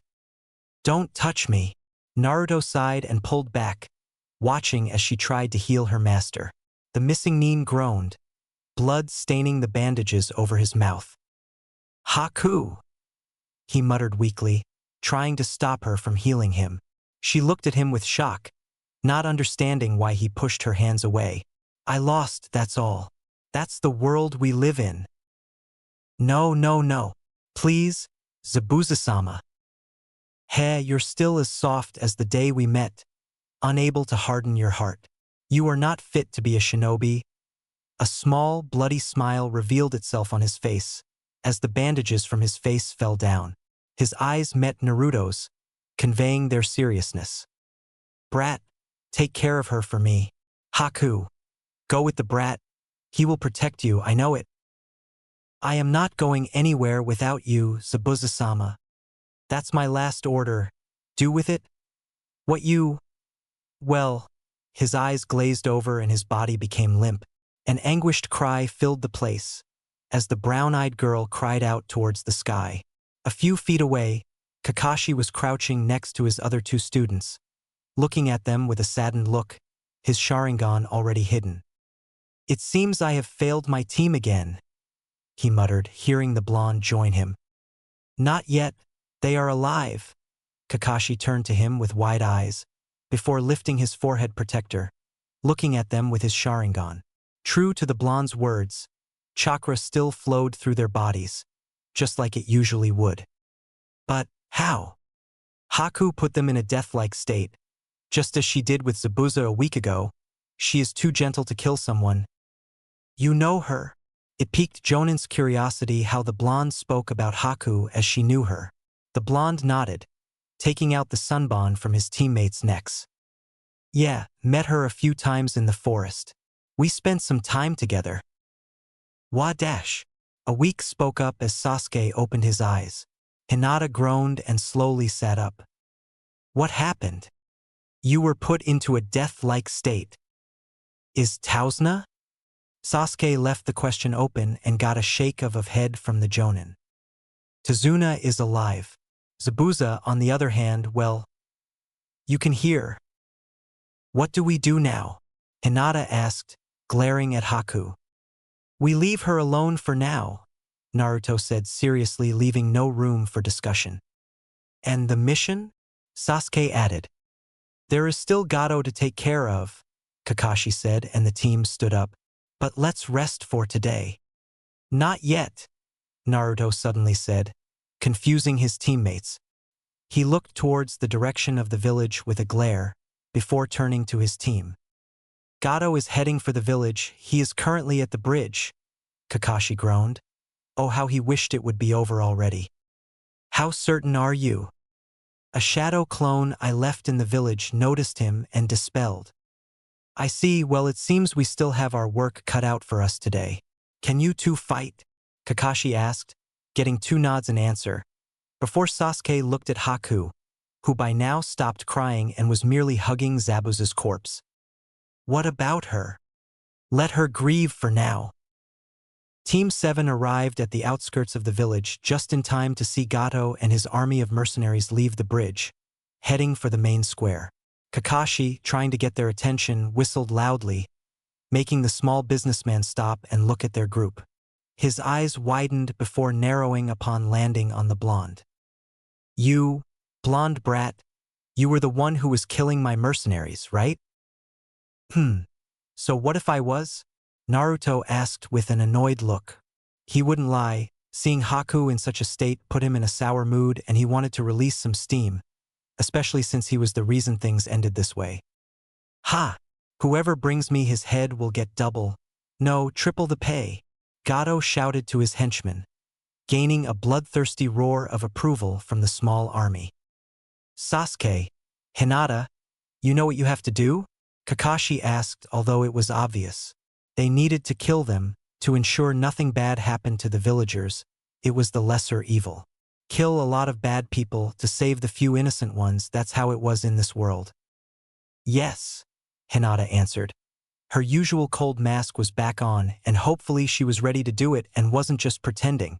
Sasuke nodded, taking out 2 kunai wordlessly.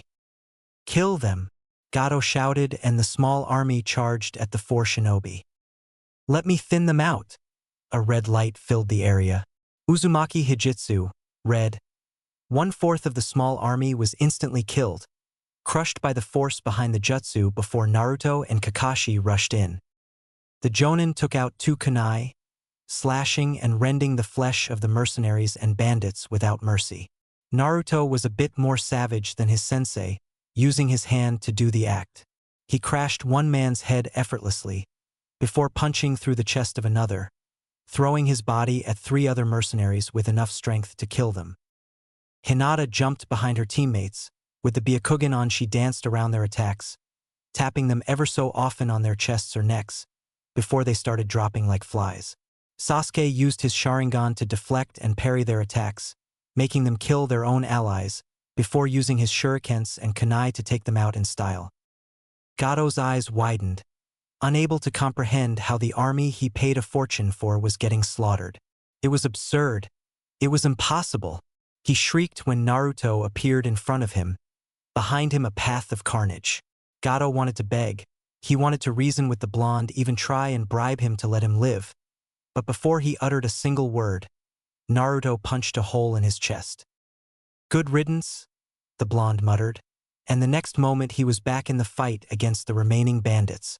They tried to run, to flee for their lives, but all of them were rounded and killed. As Gato watched the scene, blood pooling under him, he realized he made a mistake by ever coming into this shithole of a country. Team 7 looked at the villagers, who came to bid them farewells on the bridge. With Gato dead, Tazuna was able to continue the bridge construction without any worries. This time even the rest of the village came to help the old man. They have yet to see Haku since they left her back then. Once they came back, she was nowhere to be found, nor Zabuza's corpse. The only sign of them ever being in front of Tazuna's house was the pool of dried blood left there. Thank you all for your help. Without you we would never be free from Gato's grasp, Tazuna said, bowing before Team 7, quickly followed by the rest of the village. The team all had different reactions, yet all of them were genuine. Sasuke smirked, happy that his efforts were recognized. Hinata tried to act all cold, but the small embarrassed blush on her face made it clear that she appreciated the farewell party. Kakashi gave them all an eye smile, conveying his happiness, but otherwise didn't give any other reaction. Naruto, on the other hand, was grinning widely, sponging all the praises with excitement. Yes, you totally need to make us your national heroes or something, the blonde said with a grin, making the bridge builder laugh. Of course, my boy. Remember, we will never forget what you have done for us, and once we get our things sorted out, we will contact the Hokage for a trade agreement. I am sure Hokage-sama will be delighted to hear that. As Team 7 departed from the country, they could see and hear waves and cheers from the villagers behind them. They traveled in silence with a leisurely pace, all of them wanting to appreciate the few last moments of peace before they would return to the village and continue their journey. Once they entered the Fire Nation's territory, Naruto stopped, confusing his team. Something's wrong, Kakashi asked, ready for another fight, but relaxed when the blonde genin shook his head with a smile. They all turned to the left when they heard someone walking towards them from the forest. Haku, the blonde greeted with a smile seeing his friend. He was not sure if he could call her that, but he liked to think that somewhere during their meetings, they had sparked some kind of friendship between them. He noticed she was wearing the Kiri Anbu clothes, consisting of the standard Kirigakure pinstriped outfit which stopped at her knees. Over this, she wore a green haori with white trimmings, and around her waist a brown sash with a fringed trail wrapped around her waist twice. She also wore light brown platoon sandals with straps in the same color as her kimono and nail polish on her fingernails and toenails in matching blue-green colors. Haku's long hair was gathered in a white bun holder, while 2 locks of her hair fell loose framing her face, bound with metal hair cuffs at the ends and a black Kiri forehead protector around her forehead. Naruto, she greeted, a small smile on her face. She noticed he ditched his previous clothes and was currently wearing the usual Konoha Anbu outfit without the mask, most likely since he had no other clothes at hand. So? Kakashi asked, seeing the two of them look at each other and not being sure what to expect. After all, Haku could still pretty much blame them for Zabuza's death, someone she must have loved dearly from the reaction she had a few days ago. Will she attack us? No, that would be suicide. But does she have anything to lose? The silver-haired Jonin analyzed, before blinking when the blonde walked up to the brown-eyed girl and extended his hand. Haku looked at the hand for a few moments, before taking a deep breath and grabbing it. So, she is coming to Konoha with us? Hinata asked with a glare, not having forgotten about the humiliating loss. If it was 1 against 1, she could swallow her pride, but a 2 against 1. No.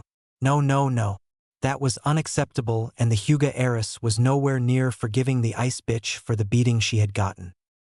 I guess. Kakashi blinked and shrugged. That was on Naruto, so if anything happened, the blonde would be answering for this. Haku looked at Sasuke and Hinata before bowing her head. I apologize for our last fight. I hope we can still be civil with each other. Sasuke looked at her for a few moments before shrugging. Even if his pride was wounded, he at least awakened his Sharingan and was still alive. Besides, it was hard to harbor ill feelings when the girl looked so honest about the apology. Whatever. Hinata huffed and looked away with crossed arms, making the blonde snicker, before she sent him a glare silencing him instantly. Glad to have you with us? Naruto said, and the group started heading towards Konoha. Do you think Hokage-sama will let me join the village? She looked uncertain, almost afraid of the answer, but the blonde placed a calming hand on her shoulder. Don't worry about it, the old man may be delusional about some matters, the blonde said with a smile, muttering something along the lines of not understanding my greatness, getting a sweat drop from the group. But he is really kind, so there will be no problem. And the council? Kakashi asked, making the blonde scoff. Like they have anything to say. And if they have a problem about Haku joining Konoha, I will deal with them. Chapter 6. The Strongest, Bellatine Part 1. And that's when we headed for Konoha. Kakashi finished saying his report to the Sandaime, who was taking heavy drags on his pipe while massaging his forehead. The old man took a single, long look at the 3 genin and Haku before signing. Thank you, Kakashi. Congratulations on your first successful C-rank mission, Team 7. Although, I think we need to reevaluate the mission rank. Let's see. The old man took out some papers, writing in them for a few moments before nodding to himself. The mission to protect Bridge Builder Tazuna has been officially given the S rank, due to the unforeseen appearance of A-ranked and S-ranked missing ninjas. You will be rewarded the whole pay for it. The old man then turned to Haku, who was looking slightly uncomfortably under his gaze. Now, what to do with you, Miss Yuki? HM? What do you mean? Give her Konoha citizenship, Naruto said with a raised eyebrow, not seeing where the problem was. The Sandaime sighed and rubbed his head. It's not that easy, Naruto. First off, I can't grant her citizenship if she is a missing nin dash. Which she is not, the blonde chimed in. Still, the council dash. PFF. If they have a problem, they can bring it up to me. All right, but we don't know anything about her past dash. Bah, I will vouch for her. No problems, see? Hiruzen wanted to argue. He knew it was the wrong thing to do. After all, he had already denied citizenship to people in more dire situations than her, knowing she couldn't just accept people into the village. The old man stopped and blinked, his mind stopping for a moment. Well, if Naruto would vouch for her, he could, in theory, submit this under apprenticeship. It was not uncommon to find talented and special people outside the village and place them under someone well known as an apprentice. It would also mean that should Haku do something against Konoha, Naruto would have to deal with it, and the paperwork among other things. The old man shrugged and explained the situation to the two, stressing the part about all responsibility being on the blonde's shoulders. He also made sure that they understood that this would mean Haku would be forced into becoming a shinobi for the village. I don't mind becoming a shinobi. So we all set up? The blonde asked with a grin. No, Miss Yuki still needs to fill out the paperwork and go through an interrogation. Don't worry, as long as you will cooperate, it will be a simple conversation. Also, for the first month, she will be under your constant care, to make sure she has no ulterior motives in joining the village. Team 7, you're dismissed. Naruto, Miss Yuki will be going through the interrogation today. Make sure to pick her up from Ibiki in, about 5 hours. Not long later, Team 7 was back on their training ground. While the genin would prefer being left to their own devices, Kakashi was adamant they hold a meeting before going home. What did you want to talk about, sensei? Hinata asked as she sat under a tree next to her teammates, Kakashi sitting in front of them. Well, first and foremost, congrats on your first real mission completed. We will be taking tomorrow off so you can rest and think about what we went through. We will meet in 2 days here for our training sessions. It will also be a good time to talk to each other about how the mission went. For now, let's go over some details first. Details? Sasuke asked with a raised eyebrow. Yes, now that Norat is de facto Haku's teacher, she will most likely be joining us on missions outside of Konoha, at least for the next month. Of course she will, Hinata muttered with a frown. That's what I am talking about. I understand you might dislike her, but we will need to be working as a team on missions. Do keep that in mind. Understood. Now, mind telling us what happened with Kisame, Naruto? Your report only included the fact that he almost defeated you and then you killed him. Sure. The blonde leaned back, scratching the back of his head for a moment before started explaining. He told them about his fight with the missing Nin, how his sword was able to bypass his infinity, and how he was left to die. The blonde explained how close he came to dying and that just a few moments before he managed to learn the reverse chakra technique. What's that? Sasuke asked curiously. After all, from everything he heard, the blonde was someone who understood chakra better than anyone, and if had trouble with this, it meant it must be really powerful and difficult to master. Basically, that's the reverse process of molding chakra and making use of it. It's still a rather unknown area of chakra since not many people know how to use it, but from what I understand, it allows for more powerful techniques. Well, how do I explain this? Oh, I know, like you won't be able to use it on any Keton Jutsu since that requires fire-nature chakra, but techniques that use regular chakra, like the Shadow Clone Jutsu, might work with it. I'm not sure I follow, Hinata said with a frown, getting a nod from Sasuke. It just, a different use of chakra, but without using chakra? The blonde looked to see if they understood, only to get 3 shakes of heads. Even Kakashi was starting to lose his understanding of the technique.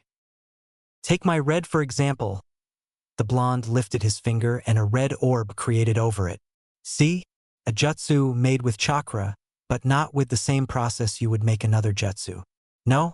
Well, I can tell you it can be used to heal yourself.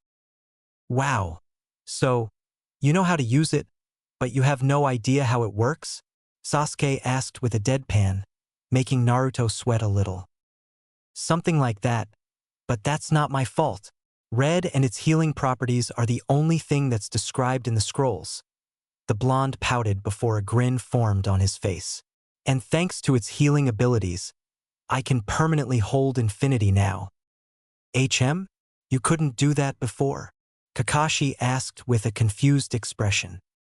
Not quite. I could hold it as long as I could focus on it, so it needed my effort to be used. This caused me to split my attention and was tiring, the blonde said, tapping his head. But now, if I can learn to cycle reverse chakra technique through my brain, I will be able to automate infinity and won't have to focus on it. At least that's the theory I came up with. That's broken, Hinata deadpanned. Very broken. Broken indeed. Naruto grinned at his teammates' faces and stood up. Of course, I will need some help with training this, but I guess you three will be enough. And what does that mean? Hinata asked with narrowed eyes, making the blonde's grin too wide even further. Oh, nothing at all. After getting it down, I tracked Kisame down and fought him again, before ending his life with purple. Geez, you could think of a better name for techniques than colors, you know? Sasuke muttered, making the blonde rage at him that he wasn't the one naming them. Watch! The blonde lifted his arm and a small purple ball formed on his fingertips. Hollow purple. The small ball wrecked a couple of trees in front of him, creating a trench in the training ground, shocking Team 7. How does it work? Kakashi asked, his Sharingan out, but even with the dojutsu, he wasn't able to comprehend how the technique worked. In short, it destroys everything in its path. Blue attracts, red repels, and purple creates a mix of those, creating an imaginary mass of destruction. If the notes of it are true, there is not a single jutsu capable of stopping it. Busted. Very busted. Busted indeed. Oi, stop that. Anyway, we done here. I guess. You have plans. Nah. I am gonna see if Maki is in the village and make fun of her. Maki? I don't think you two ever met. She was my teammate during my short time as a genin. She's a special jonin right now. She's the one using weapons? Yup. That's her, though. You know her? No. But I have heard about her in the jonin bar. Huh, that explains it. See you later. Haku was feeling uncomfortable. She tried to hide it, but it didn't work as the person sitting across her kept glaring daggers at her, making her sigh silently. Honestly, she would rather be interrogated again than have Hinata glare at her. She was currently sitting with the rest of Team 7 on their training ground, having come here with Naruto. The last week has been surprisingly pleasant. After the interrogation, she was given a small apartment in the shinobi block and a small starting fund until she started doing missions, which, as she learned, she would have to do alone under Naruto's supervision, as D-Rank's pay was too small to split between 4. In the time after her interrogation, she was introduced to the other 3 Jonin sensei, who were friends of Naruto and Maki, the blonde's best friend. Naruto had organized a small welcoming party for her in Konoha during which she and the group ate at Ichiraka's ramen and showed her around the village before taking her to meet more people. It was fun, it was new. During her time with Zabuza, she never got to experience leisure times like this. Until now, her life has been filled with training, missions, and traveling through uninhabited places. All her life, she was merely living as a tool for Zabuza, never wanting anything on her own, never thinking about what she wanted. This welcome party was great. It showed her how much she missed, but also it made her realize that there was still a lot she could experience in this world. How she wishes Zabuza-sama could be here with her, to live through these carefree moments, to enjoy his life outside of battle. But he couldn't, he was dead. As hard as it was for her to think this way, it was the truth, the reality of the situation. She could only live on, following Naruto, just like her master ordered her to, and experience this world's beauty for her own sake and Zabuza's. That's right, she would live on. She would survive in his brutal world and life like Zabuza never could, so that one day, when they meet again, she could tell him about the world he never fully experienced. Haku will be joining our missions from now on, but she won't take part in them. Meaning, she isn't getting paid. as she is here just to stay under Naruto's supervision. The black-haired girl blinked upon hearing her name as saw Kakashi explaining the situation to the rest of Team 7. What about C ranks? Sasuke asked, munching on some bread between their training sessions. She will go with us on them too, but she will not do anything unless absolutely necessary. Hinata clicked her tongue. Before huffing and turning away, Sasuke and Kakashi were surprised to see the girl show so much emotion, especially after such a long time passed since the mission to Wave. These two thought she would get back to acting like an emotionless stone once they came back to the village, but apparently, the experiences on their first C-ranked missions weighed more on the Hyuga heiress's shoulders than anticipated. What will be doing today? Hinata asked, trying to change the topic. Kakashi sighed, rubbing the back of his head, idly noticing Naruto was smirking. He had no idea what the blonde had planned, but at least he told him to be prepared for something shocking. Not sure.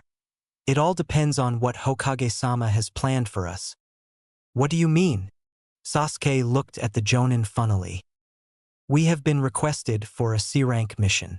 We will get more info in the Hokage Tower. Let's go. We will plan out the rest of the day depending on what kind of mission it is. You don't know? Sasuke asked as the group of 5 started walking towards the city center. Nope, hopefully nothing bad. While I understand it might be difficult for you to go on another C-ranked mission so soon, our client was adamant that it was your team who did the mission, and the hefty sum of money that would be enough to pay for a S-rank mission is just another boon. Team 7, together with Haku, were in the Hokage's office, having just arrived and being told by their leader that they needed to venture outside the village once more. Kakashi sighed. Well, we can't decline an offer like this. So, who is our client this time around? That would be Dash. Hiruzen was cut off by the resident blonde on the team. Naruto walked in front of the Hokage's desk, spreading his hands wide and grinning at his team. Me? Ha! Silence followed his claim. Team 7 was watching the blonde with deadpan looks. Sandaime was rubbing his head and Haku wasn't sure how to react. Oi, what's with the looks? Naruto asked and lowered his arms, pouting at his team's reaction. You are our client? Hinata asked with a raised eyebrow, getting an enthusiastic nod from the blonde. And why? Sasuke added. Well, I can't go out of the village myself, at least according to the village law, so I had to take you with me. And where exactly are we going? Hinata asked with a frown before Kakashi stepped in. Wait, let's maybe let Lord Hokage explain the mission to us. All of them turned to the old man who unrolled a scroll and read the mission description. You are to escort our client, one Uzumaki Naruto, to the free city of Novigrad and act as his guards for the duration of Bellatine before coming back to Konoha. Hiruzen smiled slightly before placing the scroll back on his desk. Novigrad. Bellatine? Guard Naruto? Bellatine is an old holiday celebrated in the northern countries. It's usually followed by huge festivities, filled with food and drinks, whose purpose is to unite people no matter who they are and allow them to spend a night together in peace. In recent years, fewer and fewer countries hosted this festival, and this year around, the free city of Novigrad is the only one where it will be celebrated. Hiruzen explained, getting a small booing sound from the blonde at the last part. So, we are going to a party? Sasuke asked with a frown, making the old man chuckle. Had it been any other place, you would have been right, but you are going to Novigrad. What is so special about this city and what exactly is it? I've never heard of it before, Haku asked with a curious look. The free city of Novigrad is a special place on this continent. It's the only city in the world fully independent from the shinobi influence, and let me tell you, it's one of the biggest and richest cities around. It lies on the Pontar Delta, where the Pontar River flows into the Great Sea, creating a natural border between the land of lightning and the land of frost, and it's one of the most important port cities in the elemental nations. Of course, as it's independent, as it has been ever since the city's founding, it's something akin to a neutral ground for the shinobi. Any fighting is prohibited and heavily punished, so the only battles fought in Novigrad are through politics and influence. Emissaries, lords, and the rich, all trying to gain the favor of the city in hopes of gaining even a foothold of influence and using it for their schemes. That's the essence of Novigrad. Still, I don't understand why Naruto wants to go on the Bellatine, and why do we have to act as his guards? Hinata continued, gaining a thoughtful nod from her leader. Naruto has been attending Bellatine for the past 4 years, every time in Novigrad. Not sure what he sees in the city or its people, but it became a yearly event. Usually, he was sent with an ANBU detail, but this year around, he wanted to take you with him to see the festival. Your duty is not to protect him, more like make sure he doesn't start an international conflict. You will set out for Bellatine in 2 weeks. The expected travel time is 4 days, and you will stay in the city for another 2 days before returning to Konoha. You are dismissed. Oh, come on, it will be fun, Naruto shouted with a pout, his infinity-stopping kunai, shuriken, and sunbon. He looked to his left, where the rest of Team 7 was standing with various looks of annoyance. Haku seemed pretty excited for the mission. Kakashi looked slightly annoyed at having to go out of Konoha so soon, while Sasuke and Hinata fumed at the blonde. Shut up! Hinata rushed the blonde, her fingers glowing with chakra, before letting out a combo of jukin, only to growl as all attacks stopped a few inches in front of the blonde. A mission to babysit you, Sasuke muttered darkly before exhaling an orb of fire that flew at the blonde. Naruto sighed and waved his hand, a blue forming in his hand before the fireball was dispersed. You are not going to babysit me. I am taking you to see the world, the blonde genin said with a grin as ice mirrors appeared around him, followed by a shower of ice sunbon. It will be fun. You will see a big city. We will watch fireworks and meet some of my friends. Fireworks? Haku asked with a confused look, mirrored by the other two. See? That's what I am talking about. There are so many things you haven't experienced yet, and won't get the chance if you stay holed up in the village. Naruto is right, Kakashi stated, sitting on a tree branch, reading his book. Seriously? Hinata asked with a scowl. Seriously? The blonde asked with a grin. You should see the world while your duties to the village are still small. Once you go up the ranks and start leading your clans, there might be no time for this. Tch! The Hyuga heiress clicked her tongue with a huff. By the way, Naruto, what did you mean by meet my friends?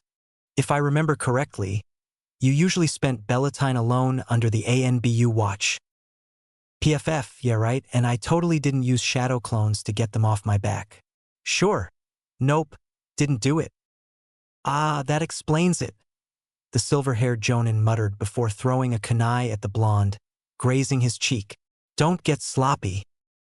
I know, but keeping infinity running automatically is harder than I thought, Naruto answered, and the wound on his cheek sizzled before closing itself. Still don't get how the RCT, reverse chakra technique, works, Sasuke muttered, only to sigh when Haku wooed in amazement.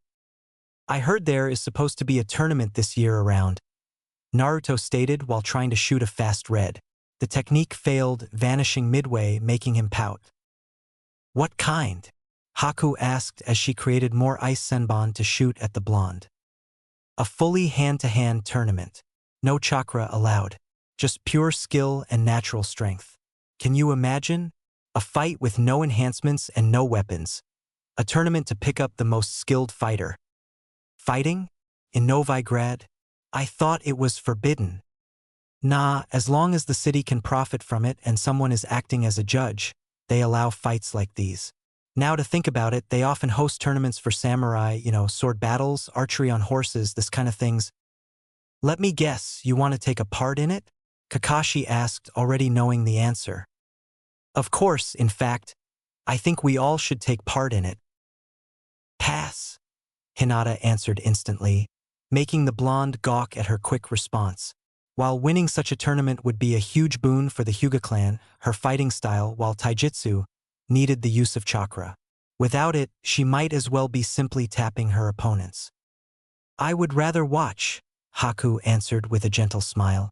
Sure, she knew she could probably win some battles, but fighting for the sake of it was not something she liked to do. Well, I will need to stay vigilant as the team leader, so I think I will pass, too, Kakashi answered with a bored drawl. The blonde turned to Sasuke, who had an uncertain look on his face. Come on, the blonde muttered, his eyes, hidden behind his sunglasses, drilling into the Uchiha's onyx ones. Sure, why not? The black-haired teen answered with less enthusiasm than expected. But Naruto ignored the fact and pumped his fist in the air. By the way, what are the rewards? HM? Oh, right, all participants who get into the main stage of the tournament get free food and drinks for the night, and the higher you get, the more money you will earn. The winner gets the chance to fight with the city's strongest knight, and if they win, they get rewarded even more money and are given the title of the honored champion, Naruto explained, getting weird looks from his teammates. What's a knight? Hinata asked, having heard the word for the first time in her life. Basically, the city's soldiers, something like samurai? Weird people, weird names. Naruto shrugged, only to hiss as an ice sunbon hit his shoulder. Not again, he groaned, picking it out before healing. I've never heard about this title, Kakashi mused, trying to remind himself if he ever even heard something similar.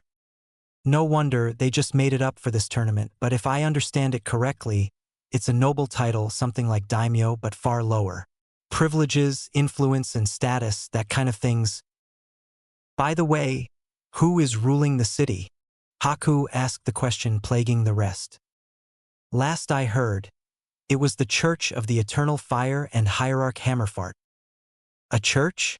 Really? I thought religion was a thing of the past, Sasuke stated, making Kakashi shake his head. For us, shinobi, who are strong and live by our own rules, taking life as our Kage sees fit, religion is redundant.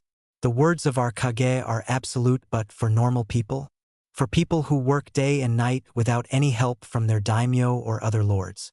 For them, religions, gods, and other beliefs are what keeps them going.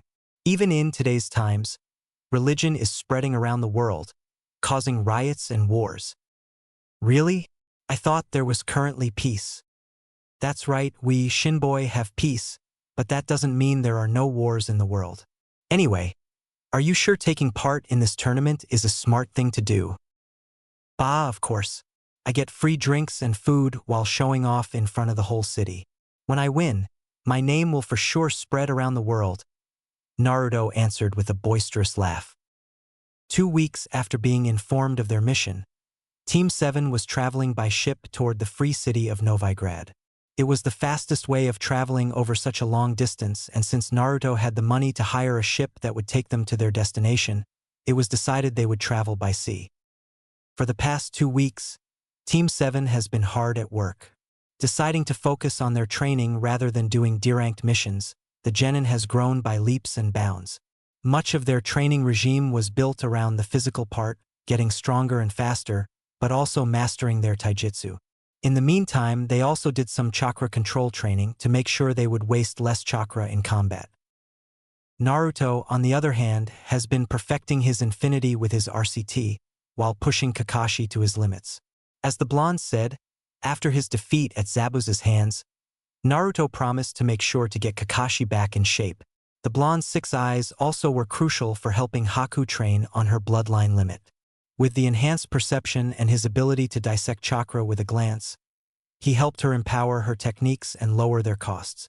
Currently, they were sitting on the deck of the ship, a large merchant vessel flying under Konoha's flag. And now that you've managed to automate infinity and can use both red and blue, there is nothing else for you to work on? Sasuke asked, leaning on a wooden crate.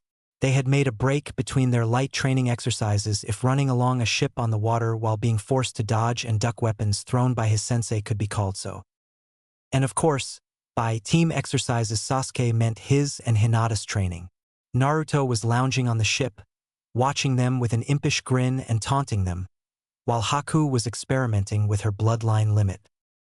Sasuke, there is always something to work on. Well, unless you or me, Naruto answered with a snicker, making the Uchiha give him an irritated glare. Geez, just kidding. Well, there is one thing I have yet to learn. Another busted technique like the RCT? Hinata peeked in from her sitting spot on the crates. Yup, but something more common. Domain expansion. What's that? It's the pinnacle of the shinobi arts. There are only a few S-ranked shinobi without their own domain. Fighting someone with a domain without one yourself is a certain death sentence. There are only a few ninjas who didn't awaken their domain and are considered S-rank, but that is simply because they are strong enough without it. Wow, so, how do they work? Sasuke asked, and Kakashi came to explain, knowing well that the blonde wasn't too good at explaining things like this. In short, domain expansions are barriers imbued with your own chakra. In theory, everyone who can use chakra can use a domain, but that's just the theory.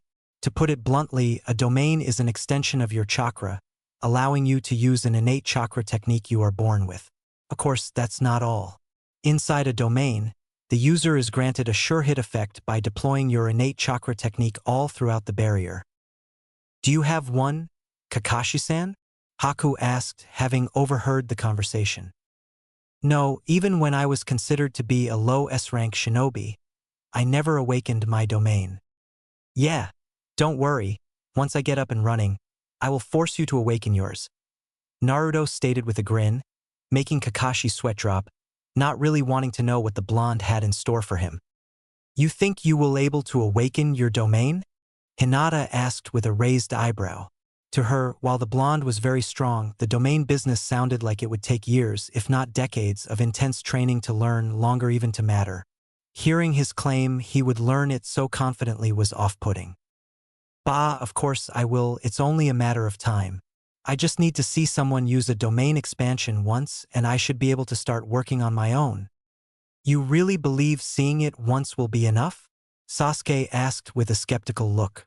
Naruto sighed, lowering his glasses and giving the Uchiha a pointed look. Hello? Eyes that understand chakra on an atomical level? Hundredfold perception and high brain processing levels. Right?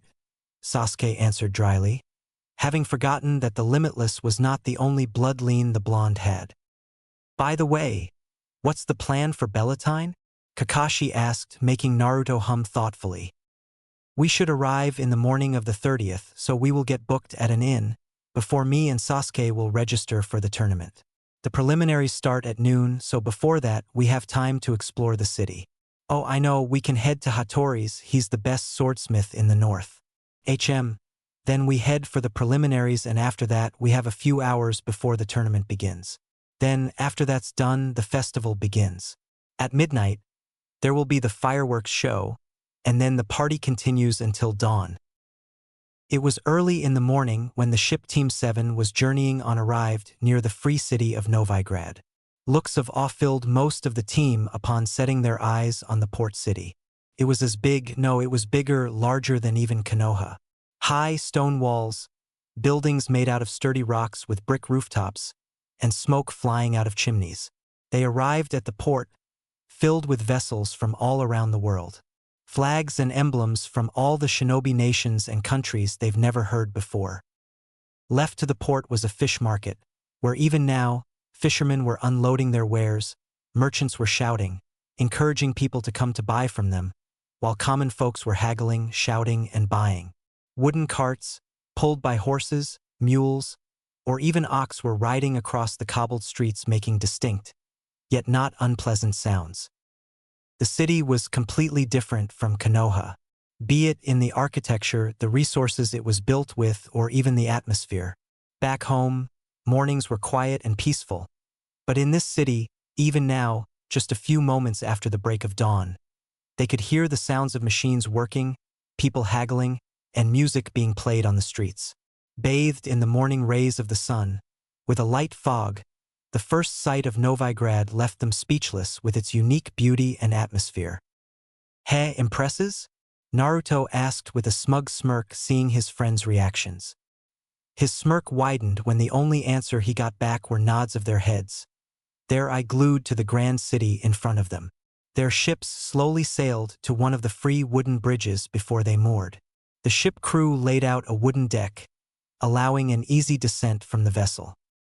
"All right, team, grab your things and let's get going," Kakashi ordered, being the first one to leave the ship, closely followed by the rest of the expedition. As soon as their feet touched the wooden bridge, 5 men, heavily armored in iron with halberds, appeared in front of them, barring their path. Besides the armor, they were garbed in red and white cloth and leather. "Halt! State your names and business," one of the guards ordered, his voice hard and loud. His gray eyes watched every move Team 7 made with a suspicious glare. "Hello, we are here for the Bellatine," Naruto answered with a grin, his hands behind his head as he walked over to the front. The guard looked at him for a moment before extending his hand. "Your papers." "Huh? Papers? Last time I was here there were no papers needed." Naruto looked dumbfounded at the question, making the guard narrow his gaze at him. "A lot has changed in the past year. Now, papers."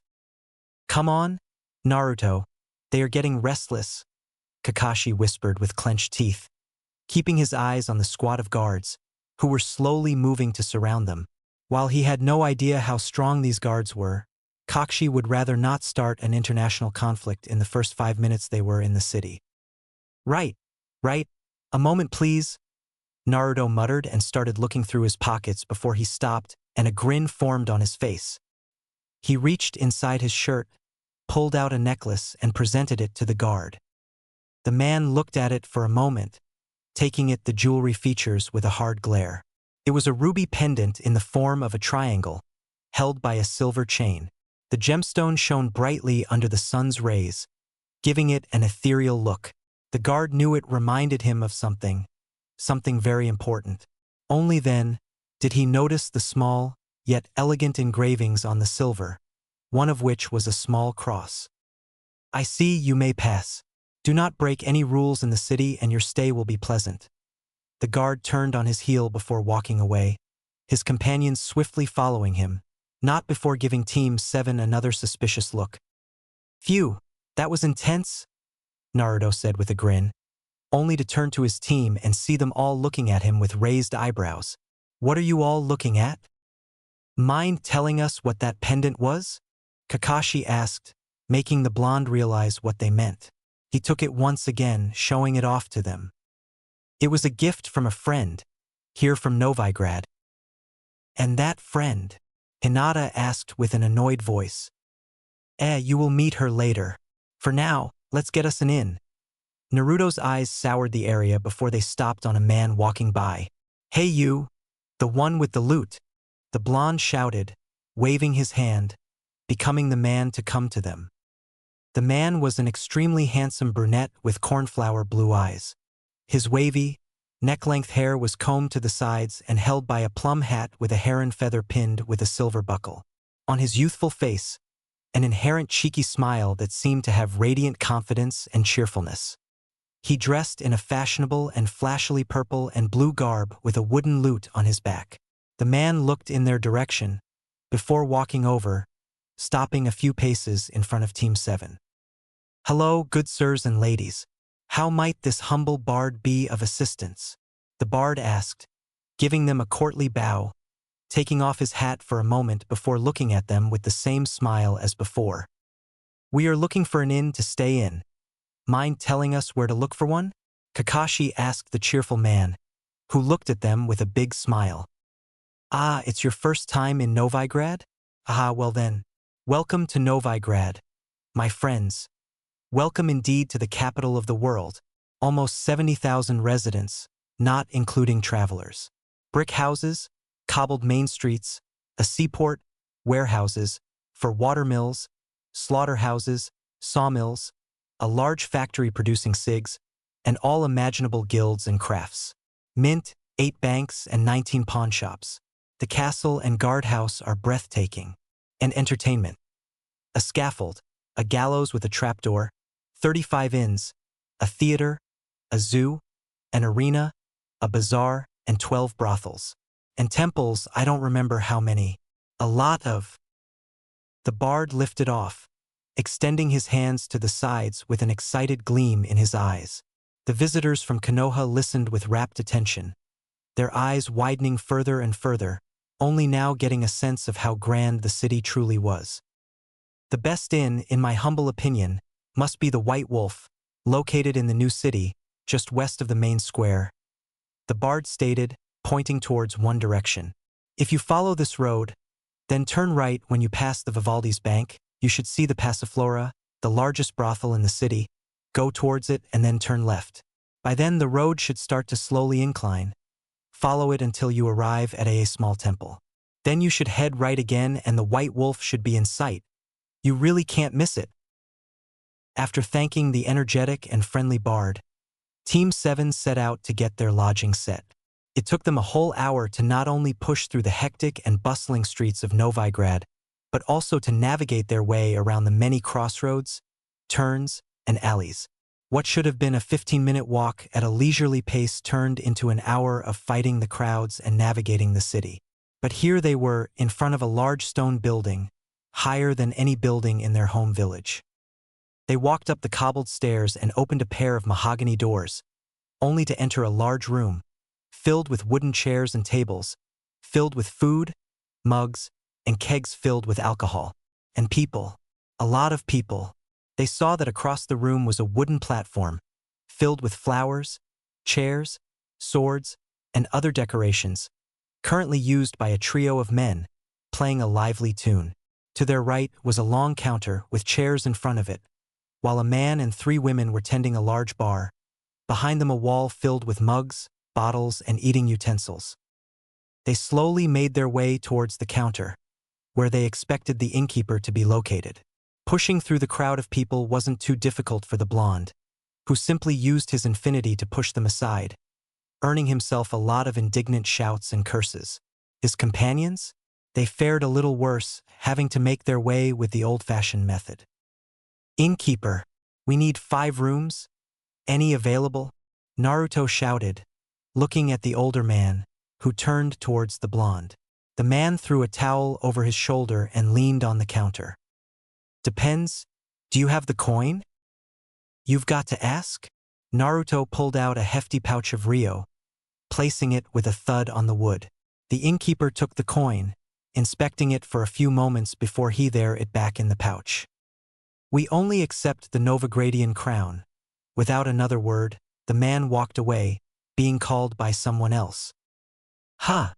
Naruto looked with an annoyed look, just as his teammates managed to squeeze their way toward him. "Have you paid for the rooms already?" Kakashi asked. "Nope, we are going out," Naruto said before making his way through the crowds again.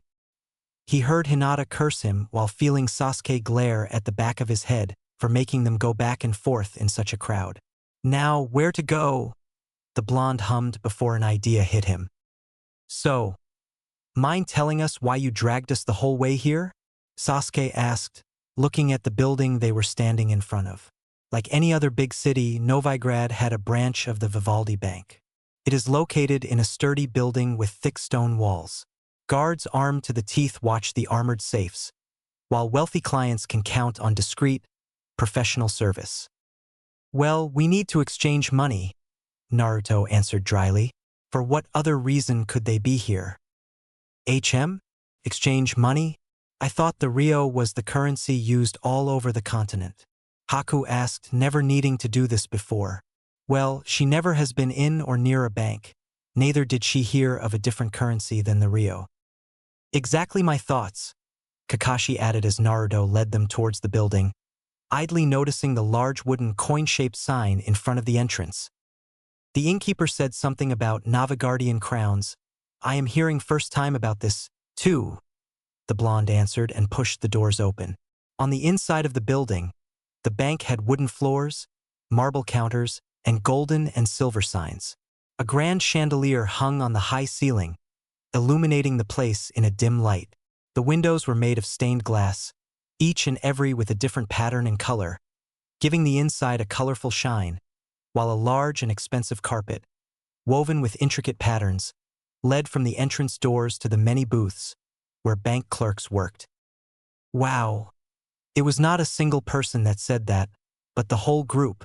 The whole team of 7 was stunned by the otherworldly beauty, carefully crafted by the expensive material, good light positioning, and the right color usage.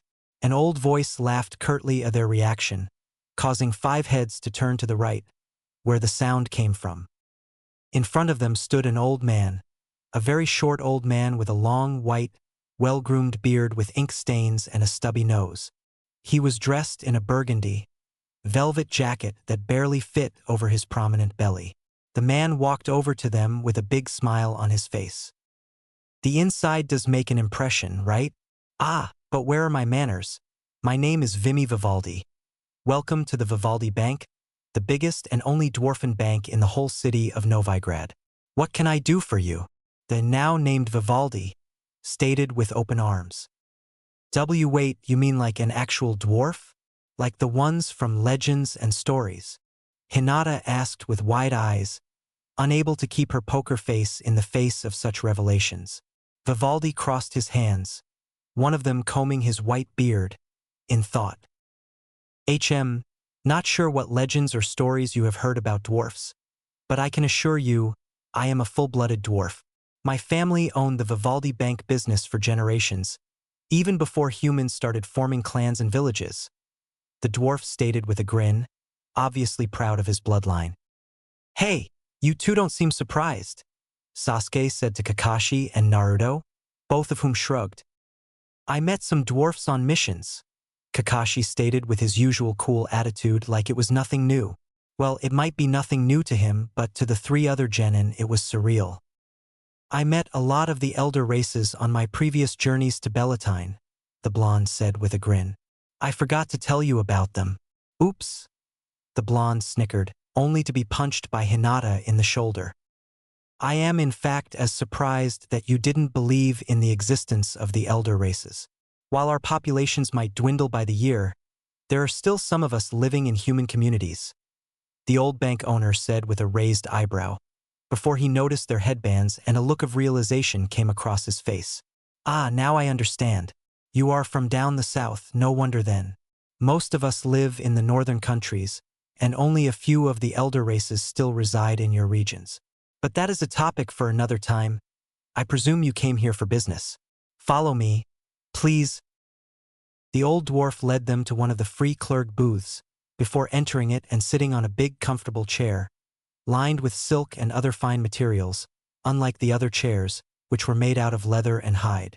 Naruto idly noticed the iron bars that were placed between the customer and the clerks, most likely to protect them from harm, should a rowdy customer get angry for whatever reason. I need to exchange currencies. What's the rate from Rio to the Novigradian crown? The blonde said, placing the pouch filled with coins on the counter, before sliding it under the metal bars. Vivaldi took a coin out, examining it with a small glass magnifier before he took out a ledger. Currently, the exchange rate is 4-1, but as it is your first time in our bank, I will give you a small discount if you open a bank account here. Let's say 3.5-1. Naturally, there is a provision of 1% for the service, an additional 3% of the tax to the city, and let's not forget a 2% tax to the church. Then we just have to add the additional 5% base tax for this being a non-human institution. Let's see. The old dwarf quickly counted the amount of coins Naruto gave him before taking out a golden abacus, sliding the gems that replaced the usual wooden beads, and started writing something on a piece of paper. For a few moments, Vivaldi hummed, slid, and wrote, before counting Naruto's coins again and coming back to his calculations.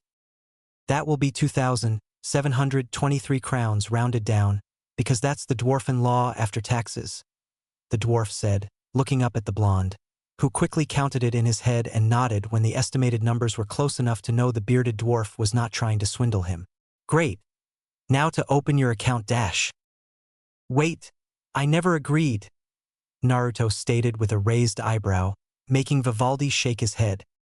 Then I have to count this again, of course. You will have to pay an additional fee of 15%. Wait, what? Naruto shouted with an indignant look, only to calm down when he saw the guards, clerks, and other patrons of the bank look at him with questioning looks. Well, The policy states that one transaction gets one free counting from our bank. Any others have to be paid, Vivadli said with a wise nod of the head, making the eyebrows on Naruto's face twitch before he let out a loud sigh and relented. Fine. Great. Here. Fill out these papers. Vivaldi slid him a 3 pages long form and an ink with brush. In the meantime, could you tell us more about the crowns? Kakashi asked, looking with mirth as the blonde fought with the paperwork. Of course, it fairly new currency. Let's see, it became the official currency of Novigrad about 4 months ago. Many didn't believe in its strength, believing it to flop quickly. But not me, ha! I lived in this city longer than most, so I knew that once it became official, it was only a matter of time before crowns trumped Rio, and I was right. Other banks refused to invest in such new, uncertain currency, and now Vivaldi's is the only private bank in the city, the dwarf stated with a loud laughter. But how come the currency became so strong? Haku asked from behind the blonde, who ripped the form in half, only to get another slid across the counter, making his groan. That's easy to answer. Novigrad is in fact the most influential and richest city in the north.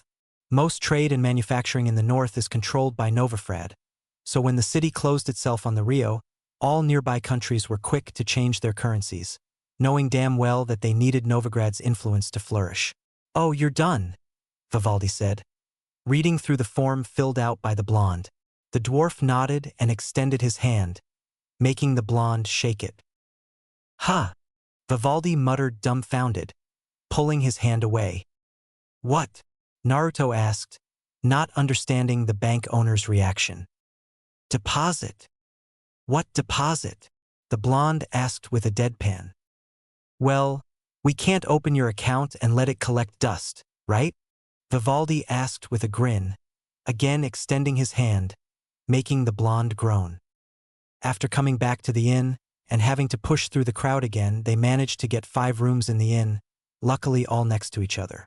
They left their stuff back in their rooms before using the Konoha manufactured seals to make sure no one would enter their rooms and headed for the arena. It was a large structure, once gleaming with white polished marbles, now only a shadow of itself. Don't get me wrong, it was still very impressive, but one could see the wear of time on the building, just like most buildings in this district. No wonder it was called the Old City. It was built just behind the port and was supposedly older than Konoha. It acted as the city's main district until Novigrad started to expand, building the new city and a few other districts, leaving the old city as a reminder of their past, a memento of how far back the city's history went. All right, me, Haku, and Sasuke will head inside. You two, meh, have fun, Naruto said with a grin before grabbing his 2 companions by their arms and dragging them inside the large arena. Now that he stood so close to it, Naruto was uncertain which one was bigger, this one or the one in Konoha. It was a close match, but the blonde decided Konoha's was slightly wider, now to see how big was the fighting ground and how many seats were there. The registration center was in the middle of the arena, down in the fighting pit. 5 tables, filled with forms, behind which clerks sat. Naruto whistled looking at the queue to the tables, not expecting so many people. All right, let's go, Naruto said with an excited grin, pumping his fist in the air. In retrospect, he should have expected that waiting in a long queue would not be something he considered fun. Ugh, how much longer? The blonde moaned after 30 minutes, only to hear someone clear their throat. He looked up and saw that was their time to sign up. Hello, we would like to sign up for the tournament, the blonde said, motioning to him and the Uchiha, making the clerk nod before turning to Haku, who was standing next to them. And her? The cute clerk girl asked, making the ice user shake her head with a small smile. Thank you, but I am here only as company. All right, then before I sign you up, let me quickly explain the rules. This is purely a hand-to-hand combat tournament, with no chakra allowed. To make sure there are no cheaters, everyone taking part in the fights will have their chakra sealed off with a chakra suppression seal, which will be taken off once you have been defeated or the tournament ends. Of course, before you get to the main tournament, which will be an 8-person bracket, you will have to win the preliminaries. During these, chakra restrictions also apply. Once the signing in is done, we will make 8 groups. Each group will be fighting here until the last person standing. It will be an everyone against everyone style fight. Do you understand? Of course, Naruto stated with a confident grin, and the Uchiha nodded with a smirk. The clerk took out 2 forms and asked the 2 genin about their names, affiliations, age, as well as other mundane information. Very well, last step. What shall we introduce you should you get to the main tournament? Introduce us?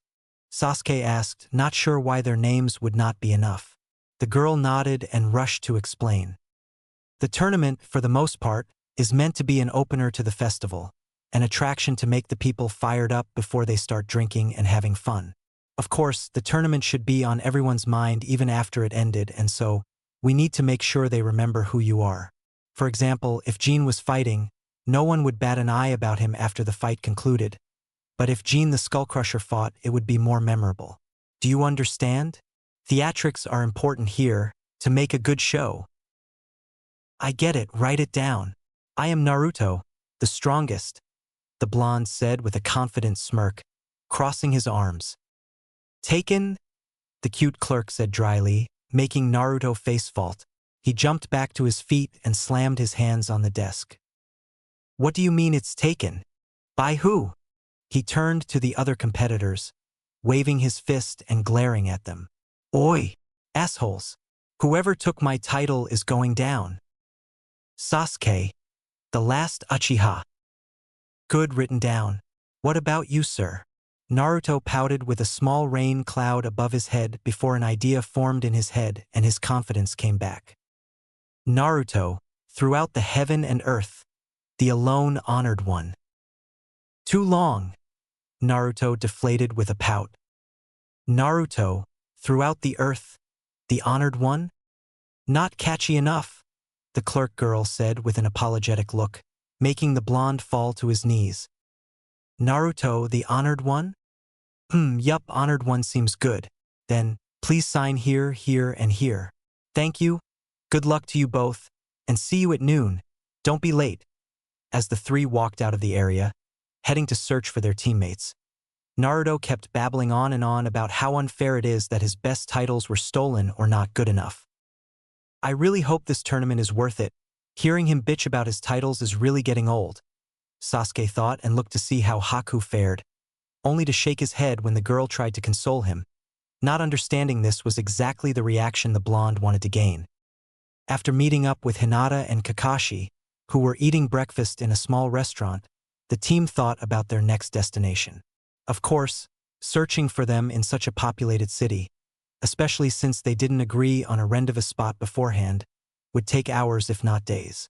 To cut the time down, Naruto decided to scare the citizens of Novigrad by floating into the sky, before using his 6 eyes to search for his teammates' chakra signatures.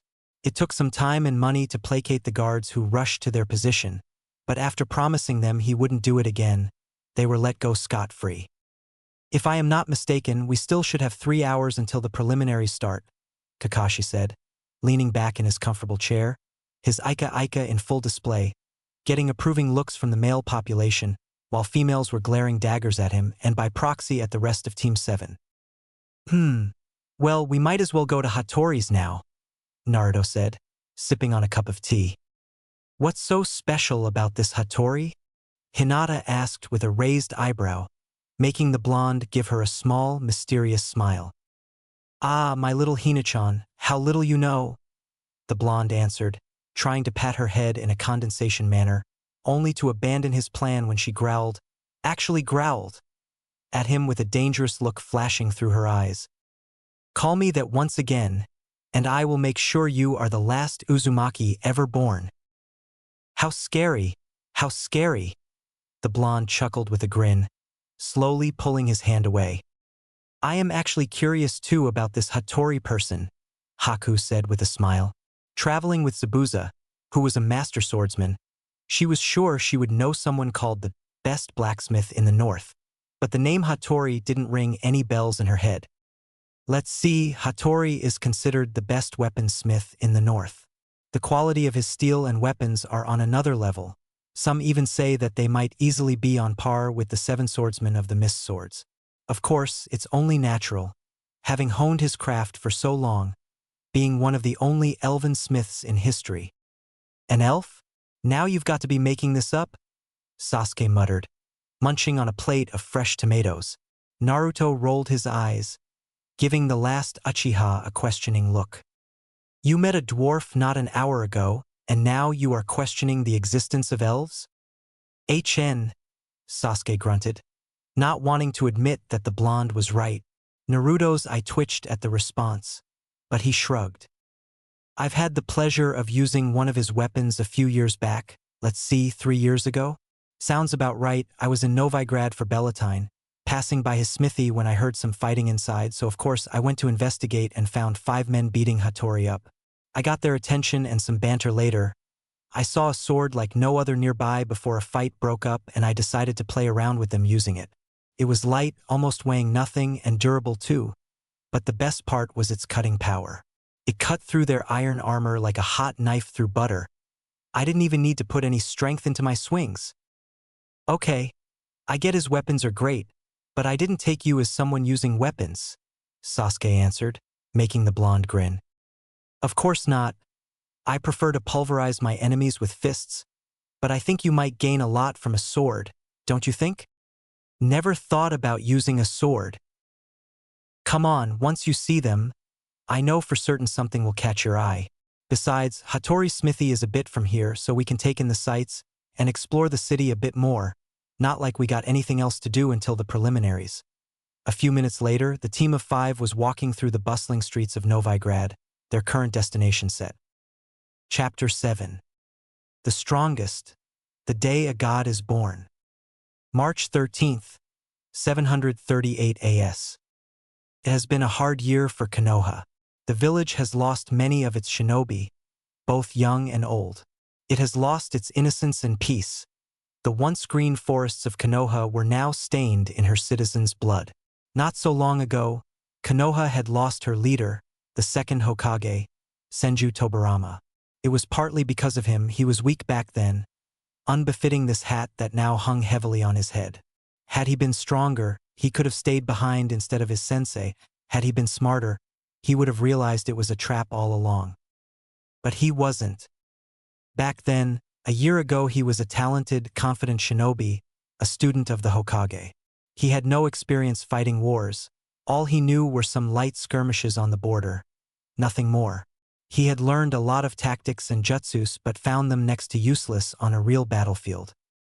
Because of this, his friends, his comrades, and his subordinates died. Hiruzen Sarutobi, the third Hokage, was tired. How he wished peace came back. How he wished he was not responsible for the well-being of Konoha. Don't get him wrong, he loved Konoha with his whole heart. But it was just so tiring. Every day he woke up, sending people on missions, reading reports from the front, writing letters to the families of dead shinobi. He just wanted everything to stop. He wanted to spend his time with his family, with his friends. Today, his wishes came true. Instead of being forced to lead the village, he was leading his men into battle. Scouts came bearing grave news today. Kiri's army has been spotted marching through the land of fire, already halfway towards Konoha. They came from the south through the land of noodles. Konoha's flank has been left open, not expecting any invasion from the south, believing in Uzushio's naval supremacy to defend them from any Kiri forces.